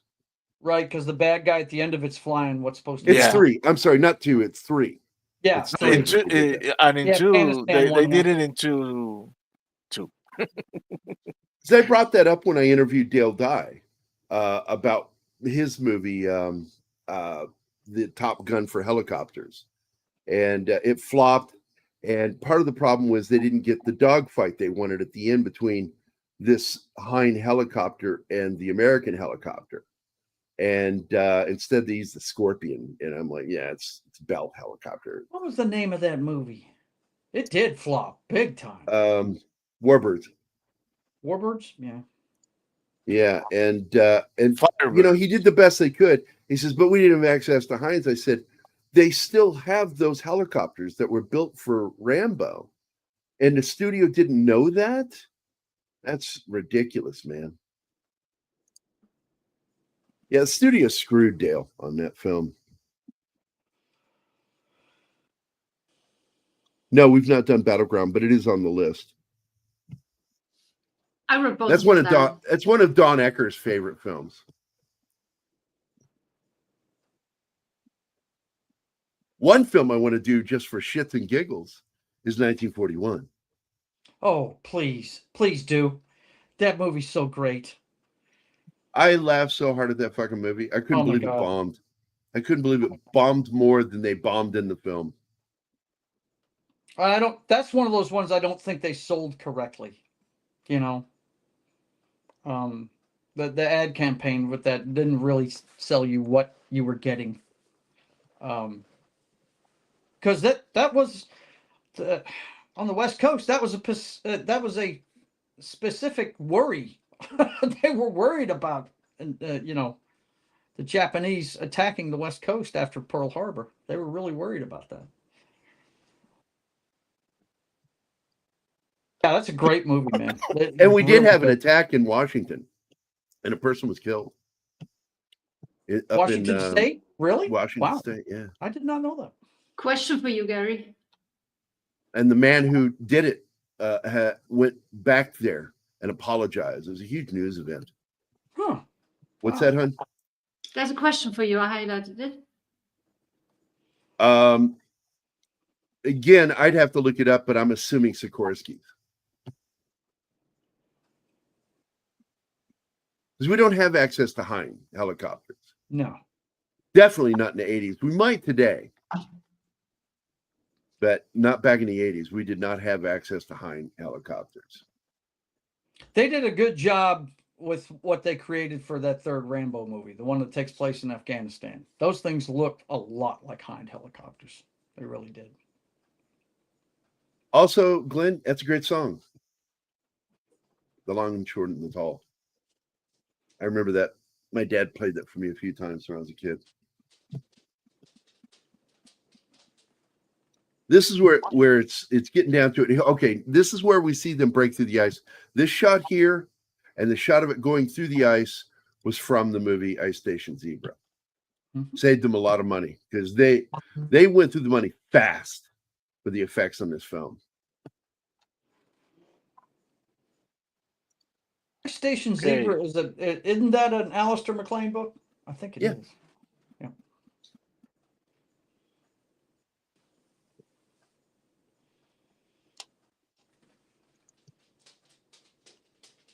Well, they turned a lot of his books into movies. Probably the most Huffman actually famous wrote one. some. In fact, Yeah. Force 10 from Navarone was written right after Guns of Navarone. And Gregory Peck and David Niven were supposed to reprise their roles in it. And everything was set up, and then it just didn't happen. It fizzled out. And it took so long that McLean got mad and said, fuck it. And he turned it into a book. Yeah. He adapted his own screenplay into a book. I'm going to pause here for a second. I love this landing scene. It's really cool. Great use of miniatures on actual miniature sets. Yep. That is the Saab JAS-39 fighter that we were talking about. This is what this fighter is based on. In fact, this was one they were hoping they were going to get to use, and then Sweden turned them down. Damn Swedes. Goddamn Swedes. Swedes. They're Norwegian, Mac. Yeah.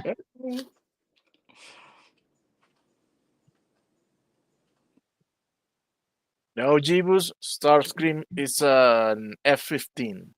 Yeah. Got dual engines, not a single engine. Originally, then they made it a stealth fighter for the live action one that it doesn't look a Raptor, a 22 Raptor.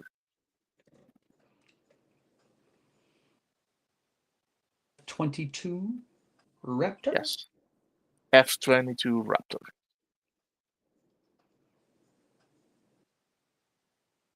So here's one for you.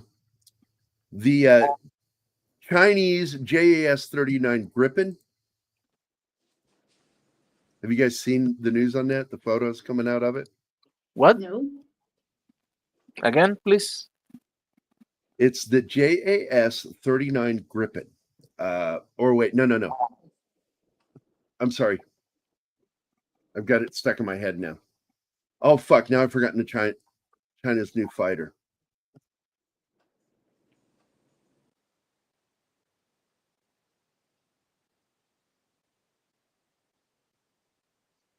Let me look it up real quick.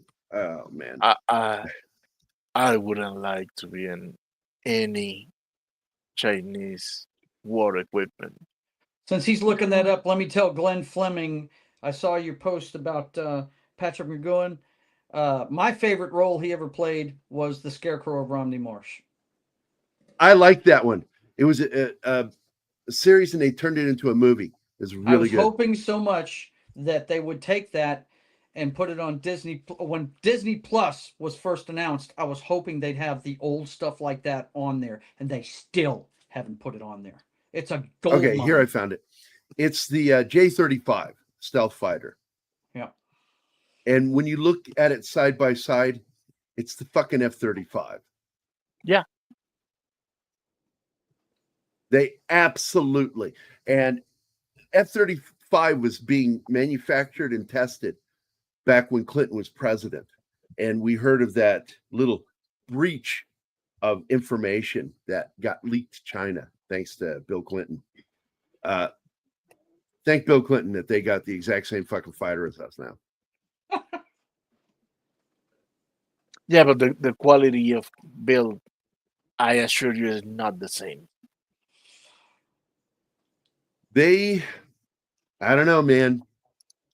The tests that I've seen on it and the specs I read on it, it's side by side the exact same fucking fighter, capable of the exact same fucking. Here they are. Now, this is a stock footage, and I don't think this is a miniature. Those are helicopters dressed to look like Heinz. The only thing I could imagine is that they built miniature Heinz that were like 3 or 4 feet and made them functional radio control.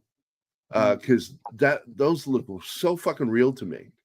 They did have those. They did have radio controlled flying things on this.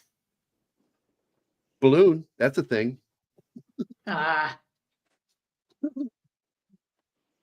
Yeah, there he is. There he is. Cliff Clavin.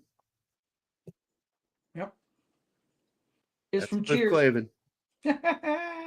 This is the year he got Cheers, too. Yep. He was in Empire Strikes Back, which shot in 79, released in 80.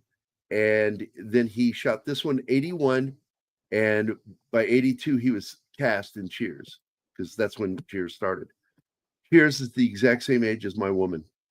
Yep. Nice. This movie is the same age as my woman. No. Yeah, well, he's saying that to make me feel older. younger. Just makes me feel old.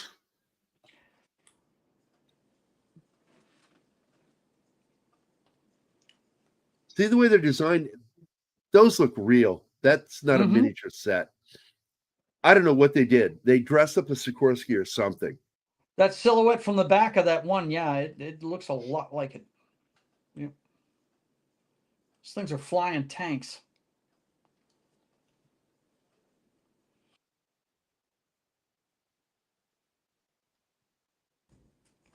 But yeah, Glenn, that is my favorite role Patrick McGowan ever played. My comic book character is heavily influenced by the Scarecrow of Romney Marsh, big time. He just doesn't wear a mask. Yes, he was. He made a career of playing soldiers. Mm-hmm.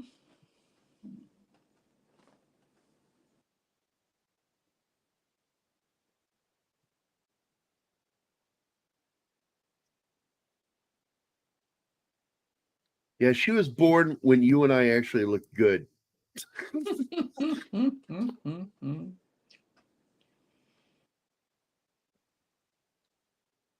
I love the aft camera on this. This is another shot I love, this takeoff scene. Yeah. That's a miniature scene. I'm telling you, I don't know what they dressed up to look like a fucking hind. Those are not miniatures. No. We talked about wave that, at him. Bronson. All friends here. Wave at him. No waving at the helicopter. I love that they use those superheated blowers to get rid of the tracks. Yeah.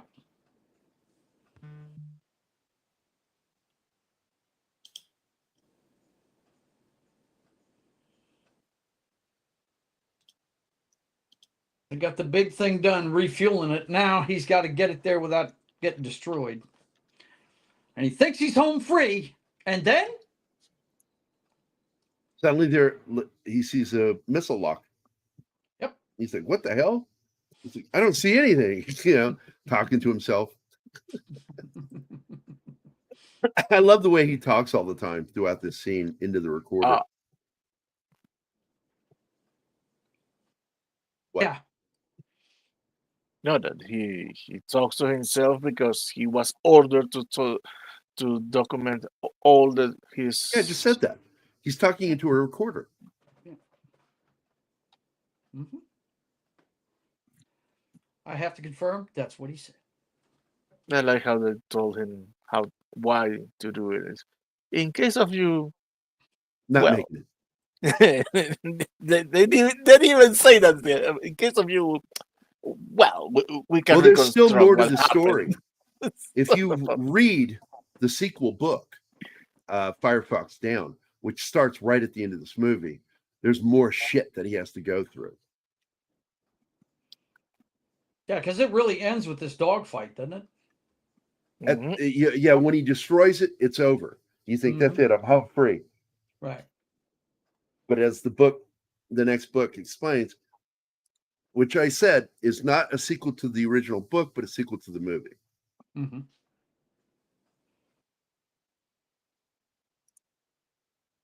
See, why couldn't they do that? The 11 Alpha, this is what I was complaining about with Warbirds, that they couldn't use the Sikorsky and dress it up again. Because they did the same thing in first or Rambo 3. Yeah, it's fucking stupid. I'm imagining also 11 Alpha, they did the same thing for Red Dawn. Now, today, you could probably get a hold of a Hind. Easily. Have they stepped up the design to a different kind of helicopter? I don't pay attention to Russia anymore. Yeah, I don't either. This is the Death Star trench scene for the movie. It is. I meant to mention that to you. What is it with these damn plane movies at Independence Day? This one, Top Gun Maverick, they all have to do the trench run. Every last one of them. We haven't done Hacksaw Ridge. No, it's a tough film. I have trouble getting through the film for emotional reasons, and it's why I haven't done it. He toned down in the movie what this guy did from what he really did, because he said nobody would believe the truth of what this guy did. So he left some of the shit out. It's just too crazy that he survived it to save all those people. Yeah, the gay porn gave him away, Jeebus. Oh, and there's that really bad effect again of, I think, the girl, a blob that looks kind of human in an explosion. Yeah, that is a Hind at the end of Air Force One when they're going to pick up the general. Yeah, that is a Hind. Yeah, it was after Glasnost, so yeah, it was possible at that point.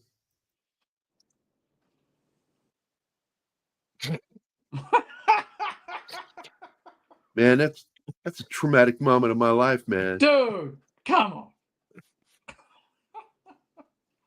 Your life? Imagine the cat. Oh, that cat was like fucking angry.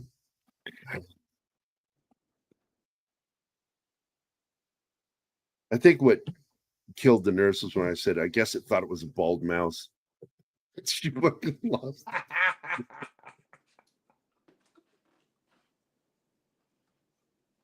Think in Russian. Think in Russian. Think in Russian, damn it.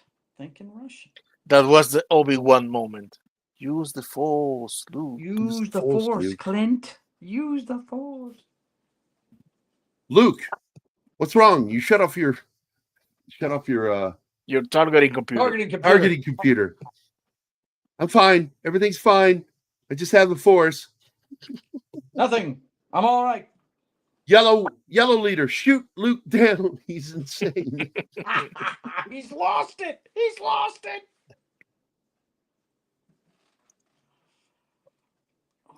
Distributor Warner Brothers? No way. Oh man. Dick.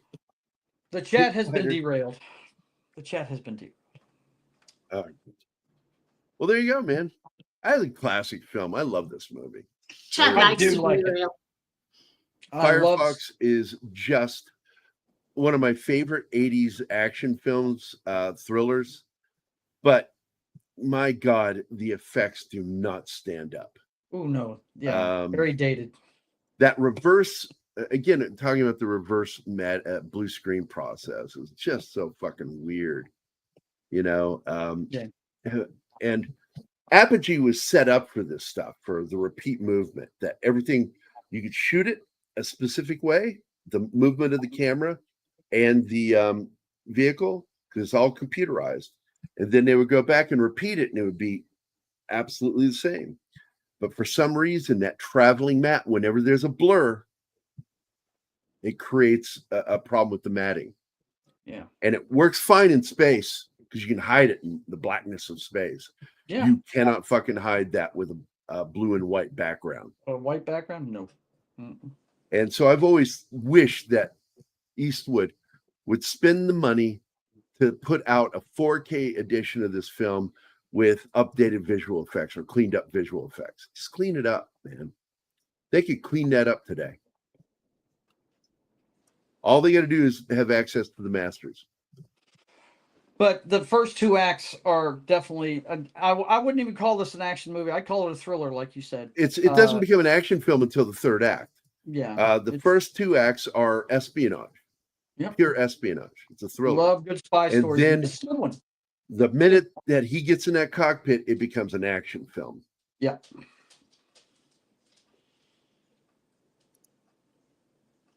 Come on, Alpha. Uh-oh. No. No. Oh boy. Yes, we did. And we did that episode, I think, with Don Ecker was with us on that one.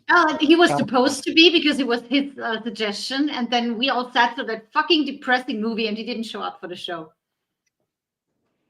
It's like, and I made the comment, I will never watch that movie again. It's No. certain That movie movies. is so depressing. This It one's is. up there with Passion of the Christ. There's certain movies you Passion only of the watch Christ is once. a film that I will watch probably every 20 years. Yeah, it's that's not a repeat watch. It's just not, I watched it when it came out, and then I took Zoe to see Yeah. it. And I said, You want to share normally that I one. would not let you watch a movie that has this much violence in it. But this film is important. Yeah. To know what this man went through. Mm-hmm. Whether you Whether believe you're a in him being the believer or Christ not, he went What- through yeah. this. This really Yes. happened to this man. this really happened to this dude. Yeah. Schindler's List religious- is another one. Religious persecution. There's another one. Yes, you're absolutely right. You watch Anima. that once because you should, and you have to. Which But one? You know me. Schindler's List. Schindler's List. Oh yeah. That's another one everybody should have watched, but don't watch it twice. Now, I tell you, there's a movie I don't ever need to see, and I wish I'd never seen. Now, there's certain stuff that'll just turn my stomach. If you've ever seen 8mm, I will never. I hate No, that movie. no, I won't. I hate I that won't. movie. I refuse to watch that. You It- cannot negotiate with a bad guy when you have the item that they want on you. Yeah. That is the dumbest. It's like your film is only as good as its beginning and its end. Right. And the end was fucking retarded. But the whole I'm subject sorry. matter, I know that It part was of the world exists. Retarded. It was Yeah. retarded. Right. I know that part of the world exists, but I don't need to see it. I really don't. That's just wow. What I an wish it odd did. connection of Deer Hunter and Southern Comfort. They're two dynamically opposed films structurally. You didn't like Southern Nothing Comfort? similar in them Really? except for the military theme. That Southern was Comfort is a dirty pleasure for me because none of it makes sense. National Guard don't do what they show in the film. no. It doesn't work like that. No. But I did enjoy the film, and Brian James is in it, and I fucking watch anything with Brian James in it. Yeah, Powers He's one of Booth. the he's Powers Booth and Keith Carradine. My God, Yes. what a cast! But Brian James is one of the bad guys in it. One of the Cajuns. And Brian James is badass. I fucking love that dude. Is he the one-armed guy with the shotgun? Yes. Oh man, yeah. Mm-hmm. Let me tell you something. That movie was filmed right up here. It wasn't in South Louisiana. It was on Caddo Lake up here in the marshes of Caddo Lake. Get the link Near for me. Attack Force Z so he can go watch it. I'm on it. What a terrible movie. Yeah. Oh my God, that movie was bad. Yeah, Southern Comfort's got some stupid shit in it, but it actually is, I'd rather It's watch that than fun. Deliverance. I would rather watch that than Deliverance. You know what I mean? I could watch Deliverance. I fast forward through that one scene I was fixing to say that one scene. I just, because it's disturbing. yeah, it is. What happens there. You think? Just a little. But that part at the beginning of it where We're they're like all a pig, boy. cutting loose blanks with their friggin' and what's funny is they don't have blank adapters on the fucking weapons. Yeah, I know. That's the It's goofiest part. just It's like stupid. when you're on FTX and you're going to do war games, they pass out the little C clamp that fits on the end of your barrel. It's about It that fits big. right behind the muzzle, and then the end goes over the muzzle, and then Twist you tighten down the it, C clamp to close the hole in the front of the to muzzle. tighten it on there. Mhm. And what I learned during, because I was picked to be a sniper because I was the best shot in the company, Mhm. and that's what that led to that story of the first sergeant going, best shot in the fucking company is a pacifist. And I'm like, I'm best shot in the company. You can't be talking about me. I'm not a pacifist. I've been in bar fights, for God's sakes, like real fucking fights. Mhm.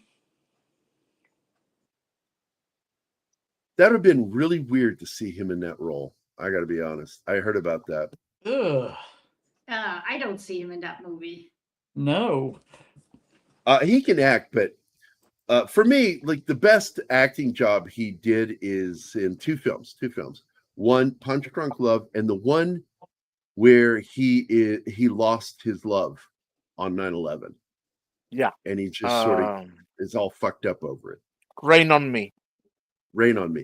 What a fucking movie. Yeah. It's like anybody who says Adam Sandler can't act, fucking watch that movie. That was really fucking good. But also, I really loved him in Punch Drunk Love because I identified with him having older sisters that are fucking assholes. I love them, but they're fucking assholes. They're impossible to have a relationship with. I've not seen it, dude, but I've heard he's really good in that. He's a fence in that movie, isn't he? I don't know. I've never seen it. So once again, I want to show this. This was in the film. That is the Blue Thunder helicopter from the movie Blue Thunder that would come out a year later. I had no idea it was already built at the time they did this. And it was trying to show how advanced the technology was with Russians at the time. And they make it look like, Russia was kicking our ass. No, we were bleeding them dry by making up stuff that we could do that we really couldn't do. Like there's a famous film of an atomic blast hitting a house, and it's clearly a fucking miniature. When you look at it, first there's no car parked next to it as the explosion starts, and then suddenly there's a car miniature car parked next to it. It's just, we did things. There was a lot of secret shit we did, lying about what we could do just to make them spend more money. And inevitably, that's what we did. We broke them. We financially broke the Soviet Union. And that's when they collapsed.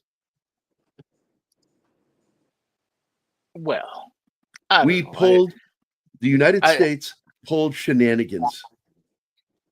I wouldn't never underestimate the potential of the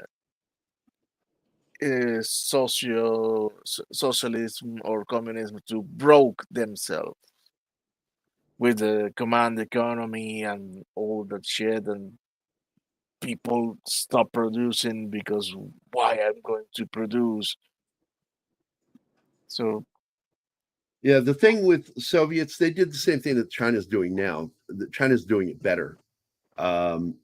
They take on a capitalist stance to support the government while still maintaining communism with the people. And Russia did the same thing, the Soviet Socialist Republic, and USSR. And they and I do like that the English actor says it correctly in this. But anyway, I want to thank everybody for being here. D. Bud Martin, Shinatsky, Read by Nature, Fletcher Williams, I Suck at Games channel, 11 Alpha, fellow veteran. Happy Veterans Day, brother. Adega Outlaw or Adega. Penny, just another red shirt, was here. I didn't see him. Oh, Richard was Tree, here. yeah, That's Yeah, why I he was asked. I here. said, is he here? I don't see him. No, he left. He had to get some sleep. Sax just arrived. And Tree You're Rock late, Creation, Jack. Andy Morrow, Glenn Fleming, one of my many dear limey bastard friends. Colonizer Jeebus is here.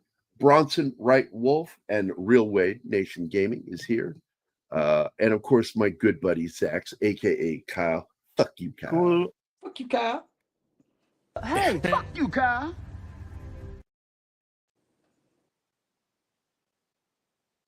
I was hoping we had the other video in here, but we don't. No, we don't have it yet. Yeah, the SSSUR. So, oh, he said hi to you, huh? Anima. Hi, Zax. Yeah.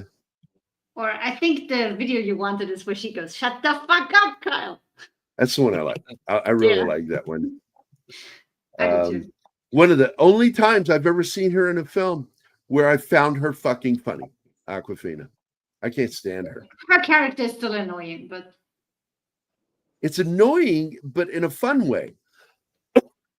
So fuck Yeah. it. She's just enjoyable in that film. They found a way to make her enjoyable. What was that, Brian? That's it. Show's over. Oh, okay. Brian told us we got to go. And we do what Brian tells us.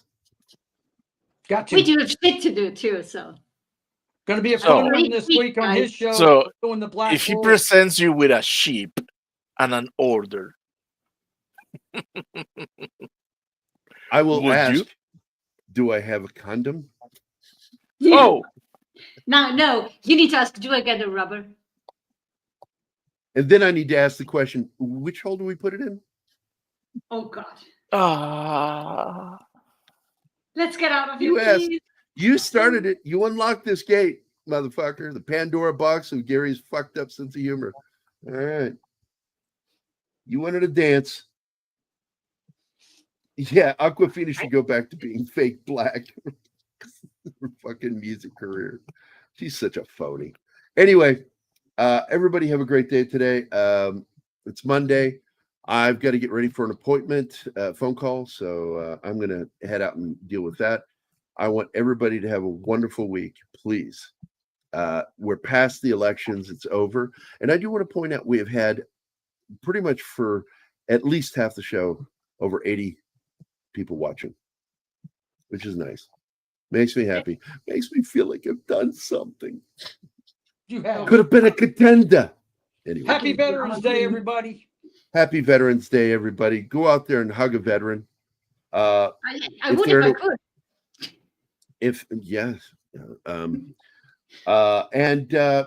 if you love a veteran, let them grow up your boobs. It'll be fun Jesus. for Christ. everybody. Then she complains. We're out of here, guys. Have a happy week. We'll see you on Wednesday. Keith will be here tomorrow, and Keith on Thursday, and then we'll be back again on Friday. Talking movies. Movies.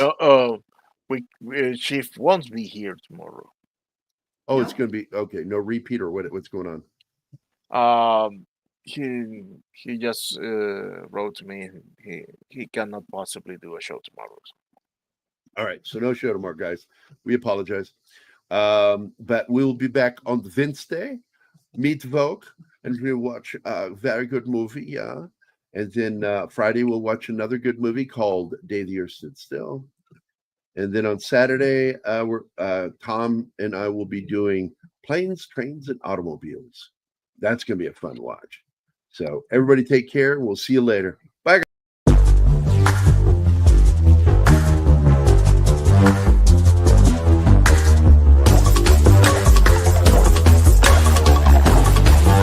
Today's episode is brought to you by Monkey Jesus' Stay healthy.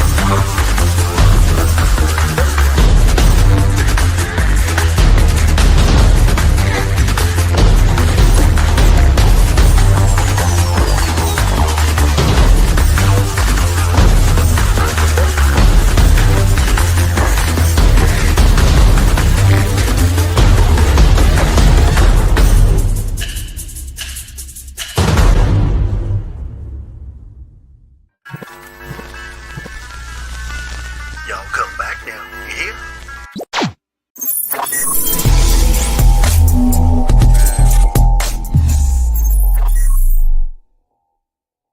Thank you. Abri.